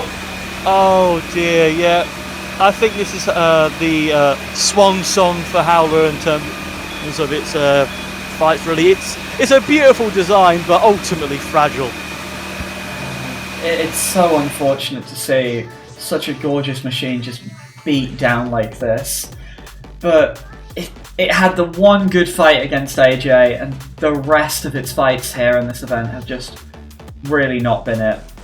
Either way, a strong win from Huo Wang yet again. Welcome back to the studio, and from a very competitive week for the Sapphire group. We kicked things off with Stardust and Abyss, and a return to form for the Flipper. Stardust took the win with a very impressive flip out of the arena, leaving Abyss right where it's named after. Yes, I have to agree. Stardust looks to be repeating the success it had in week 1, and the very strong performance we saw it have against Huo Wang last week. Despite the slight slump it had in week 2, Stardust is looking to be a very strong competitor in the group, and could easily cause some big upsets in the field with that incredibly powerful flipper. On to Leviathan versus Electromotivation, where we saw the absolute power, the height in which Leviathan can reach against Electromotivation. This longer symmetrical bar is doing a lot of damage, and I think really is the go-to pick in the future when it comes to fighting, considering that in previous instances it's been unable to really self-right and be effective without that bar. Yeah, in this particular instance, Electromotivation simply couldn't stay on Leviathan enough to keep the weapon spun down. As soon as it's up to speed, it was able to deal that immense damage that you were describing. That now leaves Electromotivation at 3-3, and most likely it'll be staying right in the middle of the group standings. And our third fight saw Abyss return to form, scoring a very quick knockout over Howler. And I think this fight has unfortunately confirmed Howler's elimination at the end of next week. Being at 1-5, with the only win being very clearly a fluke over Jokester, Howler, despite looking the part, really hasn't been able to do much. It's honestly unfortunate to see. Yes, I think Howler was even packing its bags before it got into this match, since Abyss is a machine that is difficult to really best. It had a brilliant use of the arena there and utilised not only its superior pushing power to pretty much force the low ground clearance Howler up on top of the shelf and secure its victory. Barely even needed to use its weapon at all. I think Abyss probably is looking to reclaim its spot at the top of the group, and while that is an optimistic goal, will its earlier loss today prevent it from getting there? We shall have to see. And from one quick knockout, sadly, to another, as Stardust defeated AJ Ormanflinger when they met in the arena. It was flipper on flipper, but AJ's forks really struggled to get underneath Stardust. We've seen those forks on Stardust, we've seen the whole front end of Stardust just sweeping things up. And in the process, it's moving up in the group standings. Sadly, AJ's moving down. There's no doubt that I underestimated both Stardust and my abilities with AJ here. A knockout in the first minute isn't what anyone wants, but that's what can happen when you step into the arena. I can't take anything away from Stardust. It was a very deserved win there, and I hope they continue doing well in future fights. Fight 5, Jokester and Leviathan, and a third quick knockout in a row. This was a very unlucky loss for Leviathan here. As a small part, it managed to break off of Jokester, got wedged in the shuffler system, leaving it unable to move. An unfortunate loss here, but a very important win for Jokester.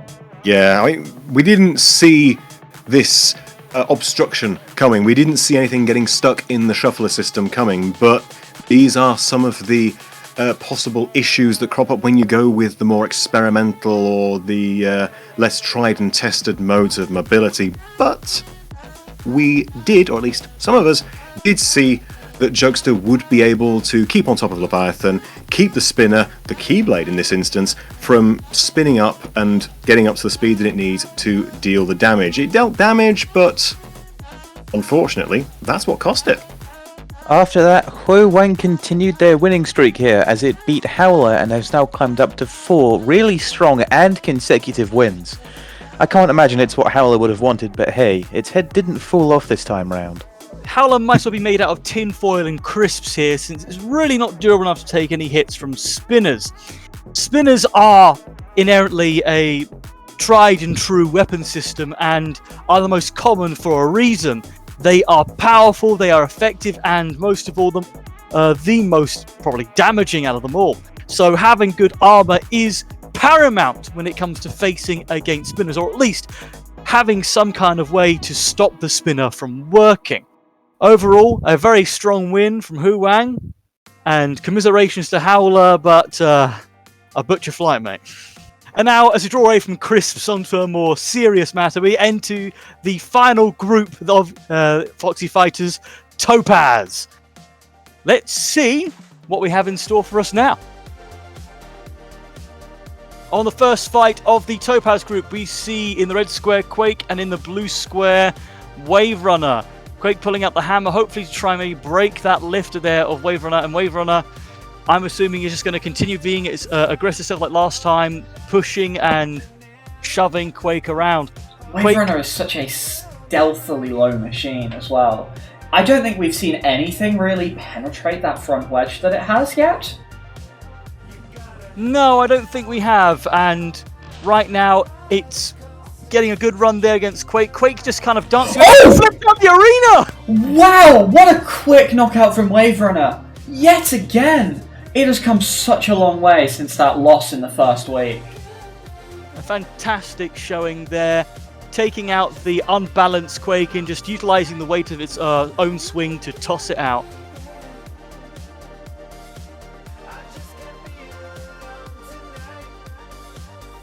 Fight 2 sees two incredibly powerful spinners enter the arena, Xiao Shilong and Super Esports. Ooh, Super Esports hanging back in its square. Xiao almost tentative to go in. Dodge from Esports. And ran into the wall! Not what you meant to hit, Esports. You meant to go for the opponent, not the arena. Oh, good shot on the back there. In the back there. We know Super Esports has very little armor, so a couple more shots like that could get it out of commission completely. Though its drums are particularly deadly and can rip off parts that you don't want to have ripped off, as so far Xiao Shilong has had several side parts tossed away. Its Weapon acting as a self-right there while it's up to speed. Oh, that's not Oh, what it you wants want. to- oh, That's that's- not what you want. Oh, but it's still moving. I think a wheel has been taken off there. Oh, you can see the back wheel gone. Oh, Xiao upside down. That's done. The weight of its own strike, flicking it over once again, I think just like as it was in Lemon as well. Just an unfortunate loss. And Super Esports hovering in wait just in case it can get over. But that is Xiao out for the count yet I again. think Xiao's weakness once more showing as why you should have a Shreemec in this day and age.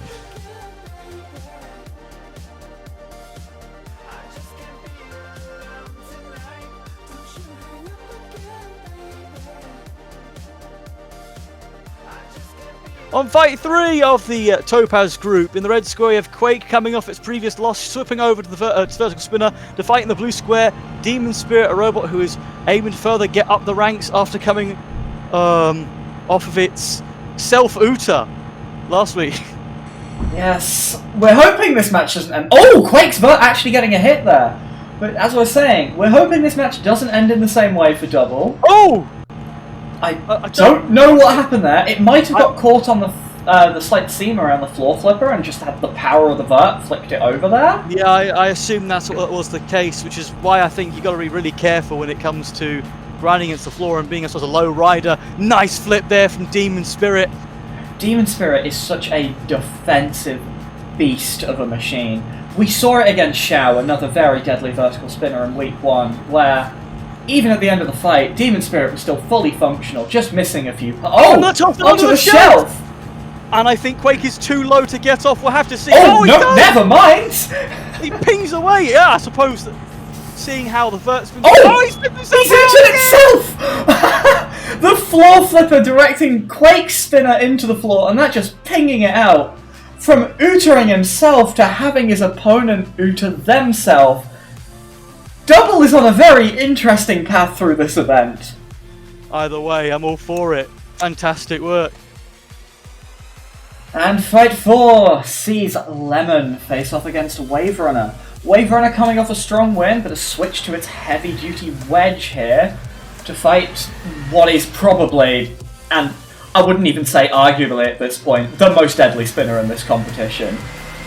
Yes, Lemon has proven itself to be a very deadly machine so far, but is up against a machine which is designed to, I think, tank those heavy blows. And Wave Runner, as you saw earlier, he's doing exactly what he needs to right now, just harassing Lemon, being flipped over there, but the recovery is going to be quick.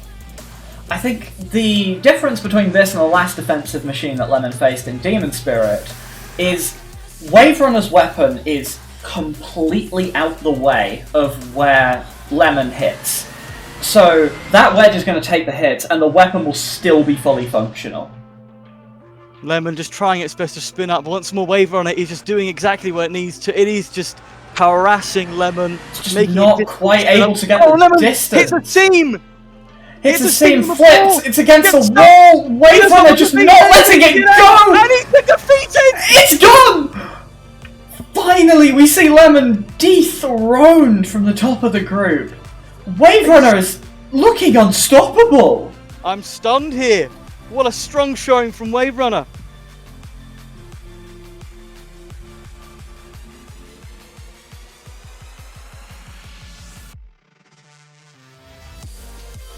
On to the penultimate fight of the Topaz group. We see for the second time today Super Esports fighting up against one of the lower tiers of the group, Baratuda.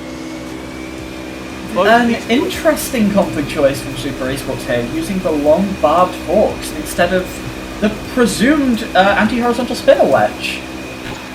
Though I can see it, I can understand really. It's got a lot of reach to kind of get underneath Barracuda. Barracuda has no real front wedge or way to kind of counteract those wedgelets, so... Yes, definitely.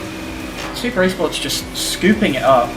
But it looks almost not able to drive very well when Barracuda is on those forks. I think it might be just pushing them down into the ground and maybe lifting the back wheels off of Super Esports. We know Mechanim wheels don't have the most traction in the world anyway, so losing even more of that could be detrimental. Yes, but even still, matching that weapon to weapon right now, Barracuda is, I'd say coming off worse, as right now Super Esports is underneath and is going to try and grind away and do what it does best. Oh, there goes the fork! Fork has come off. Oh, Barracuda is spinning it up onto the shelf! And back down! Oh, and luckily lands upright.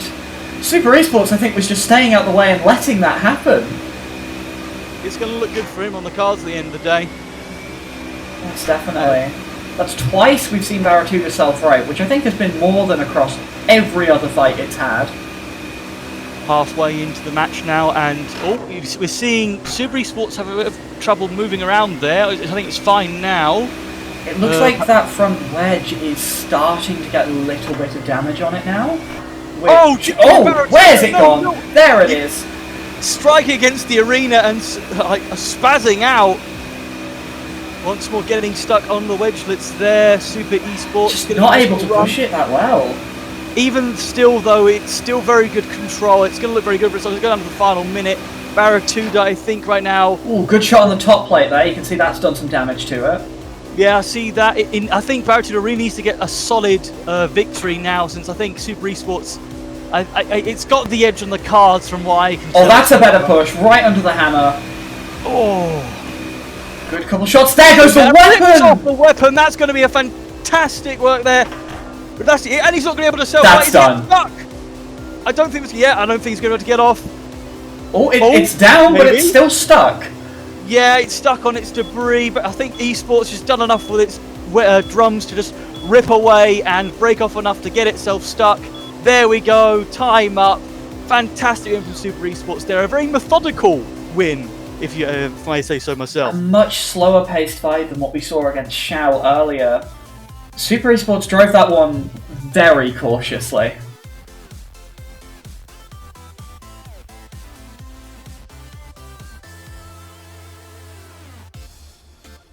And now our final fight of the night.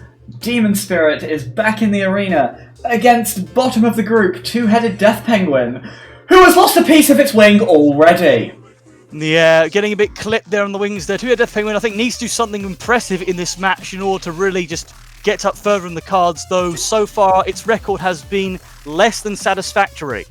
Yes, it is sitting at a not very impressive 0-4. Let's hope it can make that a 1-4 and not an 0-5. There goes one of the wings entirely. No, I don't think so. I mean, its greatest gimmick, it being able to just enlarge. Oh, that's pretty good. It got a good pin. There. Good grab, though. Its wings, I think, need a lot more in terms of durability there, because that's its major gimmick, and its major gimmick is it's almost acting as a flag bot here. Yeah, it's trying to do something. I'm not sure what. If there's control problems, maybe. Oh no, it's just moving just fine. Maybe it's just being an awkward flip from Demon Spirit there. Oh, good shot from the axes on the flipper there. I think that might be the first shot they've got in a while. A little shove against the wall there. Demon Spirit, hopefully trying to get some kind of big flip in. From what we've seen of two-headed so far, it's generally not doing bad this fight. It's got some shots with the axes, and it is though. I'd argue it's not really being as effective as Demon Spirit now is. I think really he's dictating where the fight is going in the arena. He's pushing He's pushing two-headed. Oh, that could be bad. That could be bad for Demon. Two-headed's not firing the axes though. So it's got a good pin that'll look nice on the cards. It's got itself stuck. Its wing being ripped off by the drums. That won't look good on the cards. Oh, Demon tries to go straight back in and toss it back up. I mean, it's two-headed Death Penguin. It's one of those things where it's like, in one moment there's something impressive, in the next minute it's just a bit awkward. Yeah, We've seen some interesting flips from Demon Spirit. There's No! Speaking of interesting flips, he's done it again! Oh my god, they say lightning doesn't strike twice, but it has! Demon Spirit! I think we need to get double a breathalyzer. I can't believe it. I genuinely can't believe it. You'd think this is statistically impossible, but two-headed Death Penguins got a win! Welcome back to the studio! We've just had the Topaz group fights, and boy, they were some fights. And the first of them saw Wave Runner fighting Quake, and what a streak Wave Runner is on ever since that loss way back in week 1 to Baratuda. It's just knockout after knockout after knockout, and yep, another knockout here. It was the third flip of the fight. That's how we do it here. You just get it over and done with, no flips wasted, no time wasted. If you're going to get the win, get it quickly. Nice job, Wave Runner. Yes, it appears Wave Runner's wedge is looking rather impenetrable. It is a tanky design, I think, as I've said before, and that front hinge lifter is perfectly designed to just roll things over the low wall and get, I want to say, gentle ooters rather than the aggressive and explosive ones that we have seen before. It is definitely an up-and-coming machine and something to look out for. The next fight we saw was one that I had a lot of anticipation for, and Super Esports and Xiao Shilong did not disappoint one bit. Esports drums were at full power this match, chipping away at Xiao until the drums and vertical spinners met, and it ended with Xiao upside down. This match was actually a lot closer than you may think. Xiao Shilong's weapon hits very hard, and its drive is reliable. The shot that flipped it over actually did a lot of damage to Super Esports, as I don't really have a lot of armor. If Xiao had have landed on its wheels and got another shot with that power, I honestly think I'd have lost the use of one side of my drums and potentially even the drive. The weapon support cracked and the axle nearly came loose, so I'm lucky to have won when I did. Any longer and the fight could have had a very different outcome. On to Demon Spirit versus Quake, and I had plenty of confidence in Demon Spirit coming back, and it certainly did. Demon Spirit's flipping power is incredibly strong and pretty much was paramount in its victory in this match, flipping around Quake and landing that all-important victory. I think, really, as much as I enjoy, and I think as we all enjoy the design and look of Quake, I think its triangular front is making it difficult for it to kind of hold on to and pin anyone into a corner, as opposed to seeing other kind of wedge designs that are more built to hold onto machines. Quake's position in this group is undoubtedly an interesting one. We're looking at a potential 6th place finish, which would take it to the next round, but given its loss here and in the past, we have to question if it can make it any further than it already is. And our fourth fight was probably the biggest shock of the entire week. Wave Runner did what Demon Spirit couldn't, and finally showed us that Lemon can be defeated. The incredibly durable front end on Wave Runner managed to tank the hits that Lemon was dishing out, until we eventually saw Lemon backed into a corner and lifted over the low walls. An incredible fight from a very stealthy machine in Wave Runner. Yep, the streak continues for Wave Runner.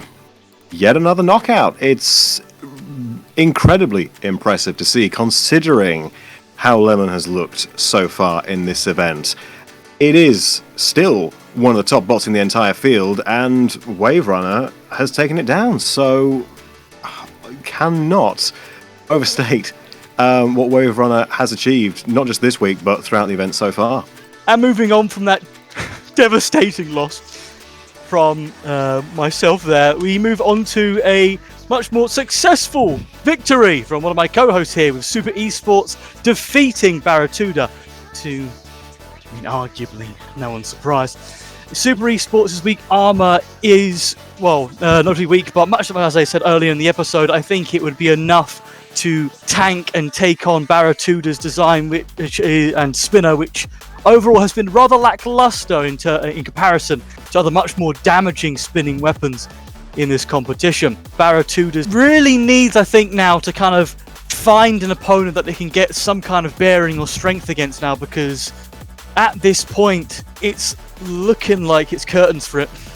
Super Esports had an interesting choice of config here, opting for the long forks instead of the expected anti-horizontal spinner wedge. It worked for them here, but you have to wonder if it gave an extra disadvantage to Baratuda, who might have been expecting the more obvious wedge choice. Goodness gracious me. And they say lightning doesn't strike twice. Well, in terms of Demon Spirit, it did. Once again, flipping itself out of the arena consecutively so far 2 times in a row. I'm kind of hoping for a third now, just because it's quite funny. Analysing back the footage, we can see that, as earlier mentioned in the programme, Demon Spirit's flipper is, I think, both a blessing and a curse. It's got a lot of power, but because it's so powerful and it carries so much weight, the firing of the flipper and the angle it was going pretty much just propelled it forward and perfectly rolled itself gently over into the pocket there. It's unfortunate, but at this point, considering it's happened again, maybe it's intentional. This fight was honestly the performance we needed to see out of Two-Headed Death Penguin. While it did get tossed around a bit, it was honestly showing some very good control, and the axes were finally making contact with its opponent. Two-Headed, in my eyes, was honestly winning the fight on both attack intent and damage up to the point of the knockout flip. It was honestly a very good fight between the two bots, who ended up being considerably more evenly matched than I imagined they would be. So, I'm back here with Double, the builder of Demon Spirit. Now, last time we met with you, it was just before week 1, and you've had quite the journey since we last spoke. So, could you tell us a bit about how you found the event and your fights so far? How I've found the event so far, I found it quite enjoyable. I think I've had some good fights. I think the competition's been very tough. Definitely seen some builders improve this comp as compared to other events that they've been to. Definitely this comp seems to have brought out the best in some of the builders. And of course, something people really want the answer to, that we can't avoid forever, is the 2 instances of you tossing yourself out the arena. What on earth happened? So, versus Lemon, that was just unfortunate. Floor flippers just kept flipping me upside down, and I tried to self-right, and I may have misjudged how much room I actually had to back up away from the hazards to flip, and I just put myself out. The other incident was from where I was standing. I thought I had the tire of Two-Headed Death Penguin on the flipper, so I fired the flipper. However, this was I didn't think Demon Spirit would have enough power to flip itself out the arena, but long and behold, I was surprised that it did that, and You were proven wrong, yeah. yeah. Now, your last round robin match next week is against Wave Runner. Arguably quite a similar design to yourself, considering you're both fairly low-powered control weapons with a focus on defense over offense. How do you intend to approach this match to give yourself the edge? I intend to approach this fight with the simple goal of absolutely destroying my opponent, absolutely bullying around the arena. He ain't gonna know what hit him. I'm gonna hit him with the left, hit him with the right, hit him with the right hammer, absolutely send him into the drums. I'm gonna make sure it's not a close competition after the previous 2 self-booters. I need a strong performance here if I want to get into the top 6. Well, I do hope that goes well for you, and I wish you the best of the luck in getting a good spot in the Topaz Group bracket. Let's hope lightning doesn't strike 3 times. And that concludes our week. So, all that's left to do now is go over the standings at the end of week 4. So over to Black Hat with the Ruby Group. Topping the table for another week is Neola, sitting at a 5-1 record with 54 points. Moving up to second is Counterpoint with 51 points and an equal 5-1 record. Terabyte drops 1 place down to third with 45 points and a 4-1 record. Game Over takes 4th place with 40 points and a 2-4 record. Silly Goose is in 5th with an equal 2-4 record, but only stands at 34 points, a 6-point deficit between it and Game Over. 6th place goes to Cerberus, which has moved down by 1 position, at 27 points and a 2-3 record. Avalanche follows in 7th place with 22 points and a 2-3 record. And in last place is Burnout with 18 points and a 0-5 record.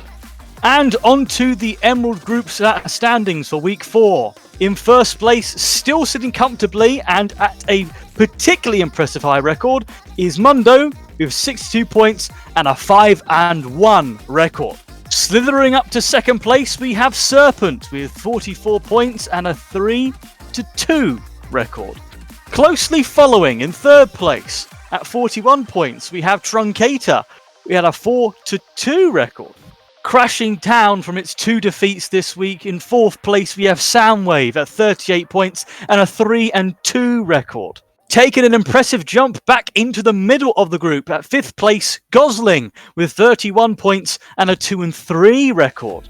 Slipping further down and nearing the red, at sixth place we have Skynet at 29 points and a 1-5 record. In the danger zone at 7th place is we have Tough as Nails at 26 points and a 2-4 record. And finally, despite it performing quite well this week, in last place and very much in the red, Akira at 23 points and a 2-3 record. And now, the Sapphire Group standings. Abyss moves back into first place with 51 points and a very strong-looking 4-2 record. And shooting up the rankings after 2 wins this week is Stardust, moving up to second with 45 points and a 3-2 record. Huo Wang keeps third place with 44 points and a 4-1 record. And Electromotivation slips from first to fourth with 42 points and an even 3-3 record. Jokester remains in fifth, but gets closer to the guys in front of it with 36 points and a 3-2 record. And Leviathan finally moves out of last place, getting into 6th place with 30 points and a 2-4 record. AJ Allmanflinger unfortunately slips into the danger zone in 7th with 26 points and a 2-3 record. And in last place, with very little hope of really getting its way into the top 6, is Howler with 23 points and a 1-5 record. And finally, the Topaz Group. Do you remember how it looked last week? Well, forget that. It's all different. The Group of Death has gone crazy. In first place this week, jumping up 4 positions in the standings, we find Wave Runner after its 2 very brilliant victories this week. Dropping out of the top spot is the citrusy one, Lemon. 2 points behind Wave Runner, 51 points. Still in a good position, but will want to claw back that top spot in the final week. 1 point behind and making up 3 positions in the standing since last week is Super Esports on a 4-2 record. Demon Spirit has dropped a spot in the standings, which it probably deserves after throwing itself out of the arena, on 44 points and 3-3. But it was an even bigger drop for Xiao Shilong, now 5th in standings, which almost seems unthinkable. 38 points and the same record as Demon Spirit, 3 wins, 3 losses. Quakes dropped a couple of spots too, sits in 6th place with 32 points, 2 wins and those 4 losses. The bottom 2 robots in the danger zone, they're the same faces, but they're in a different order. Two-headed Death Penguins moved up a spot, now on 20 points after its win this week. And in last place, we find Baratuda on 17 points, again with just the 1 win so far. It's all changed, as I've already said, in the Topaz Group. There's 1 more week for it to just get jumbled up all over again. But I think there's a few positions there that are already set. Yes, I do think that is unfortunate to say, but I don't really see Baratuda and Two-Headed Death Penguin moving out of those bottom 2 spots. Maybe they'll switch places again, but I think 6th place is just that little bit too far away for them to claw into. This week, I think, has definitely been a mix-up in terms of the brackets, with many positions in each group being varied and mixed, simply because of a robot finding its footing. I mean, after all, we saw Wave Runner come down from being 5th to being 1st by taking out 2 pretty impressive machines. I mean, they beat me! No one beats me! I mean, someone very clearly has. And it will not happen again! Just you wait, viewers. I'm not out yet. Going up into the Ruby group, I do think Terabyte is an interesting story here. It may be in third, but both the two bots ahead of it have had one additional fight. I do think the last week has the potential to really change those standings up, as we see all bots close out on their 7 fights. It'll be interesting to see if Terabyte has enough time to claim that top spot from Neola at long last, or if Counterpoint may even throw an upset. I do think it will require Neola losing its last fight, and as it's against Burnout, I don't see that happening. Nevertheless, it would be nice to see Burnout get at least one win. Well, get one win. It's the only robot left yet to get a victory. Every single robot in this event. I love every single robot in this event. I love Burnout.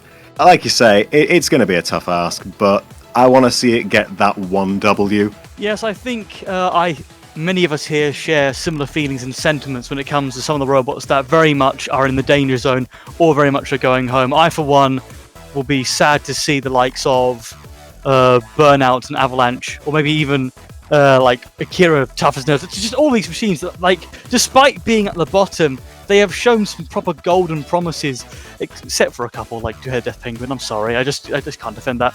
It got a win, but it got a win because Double lost to himself. Hey, it was winning in that fight up to that point, in fairness. Exactly. I don't know. Come back.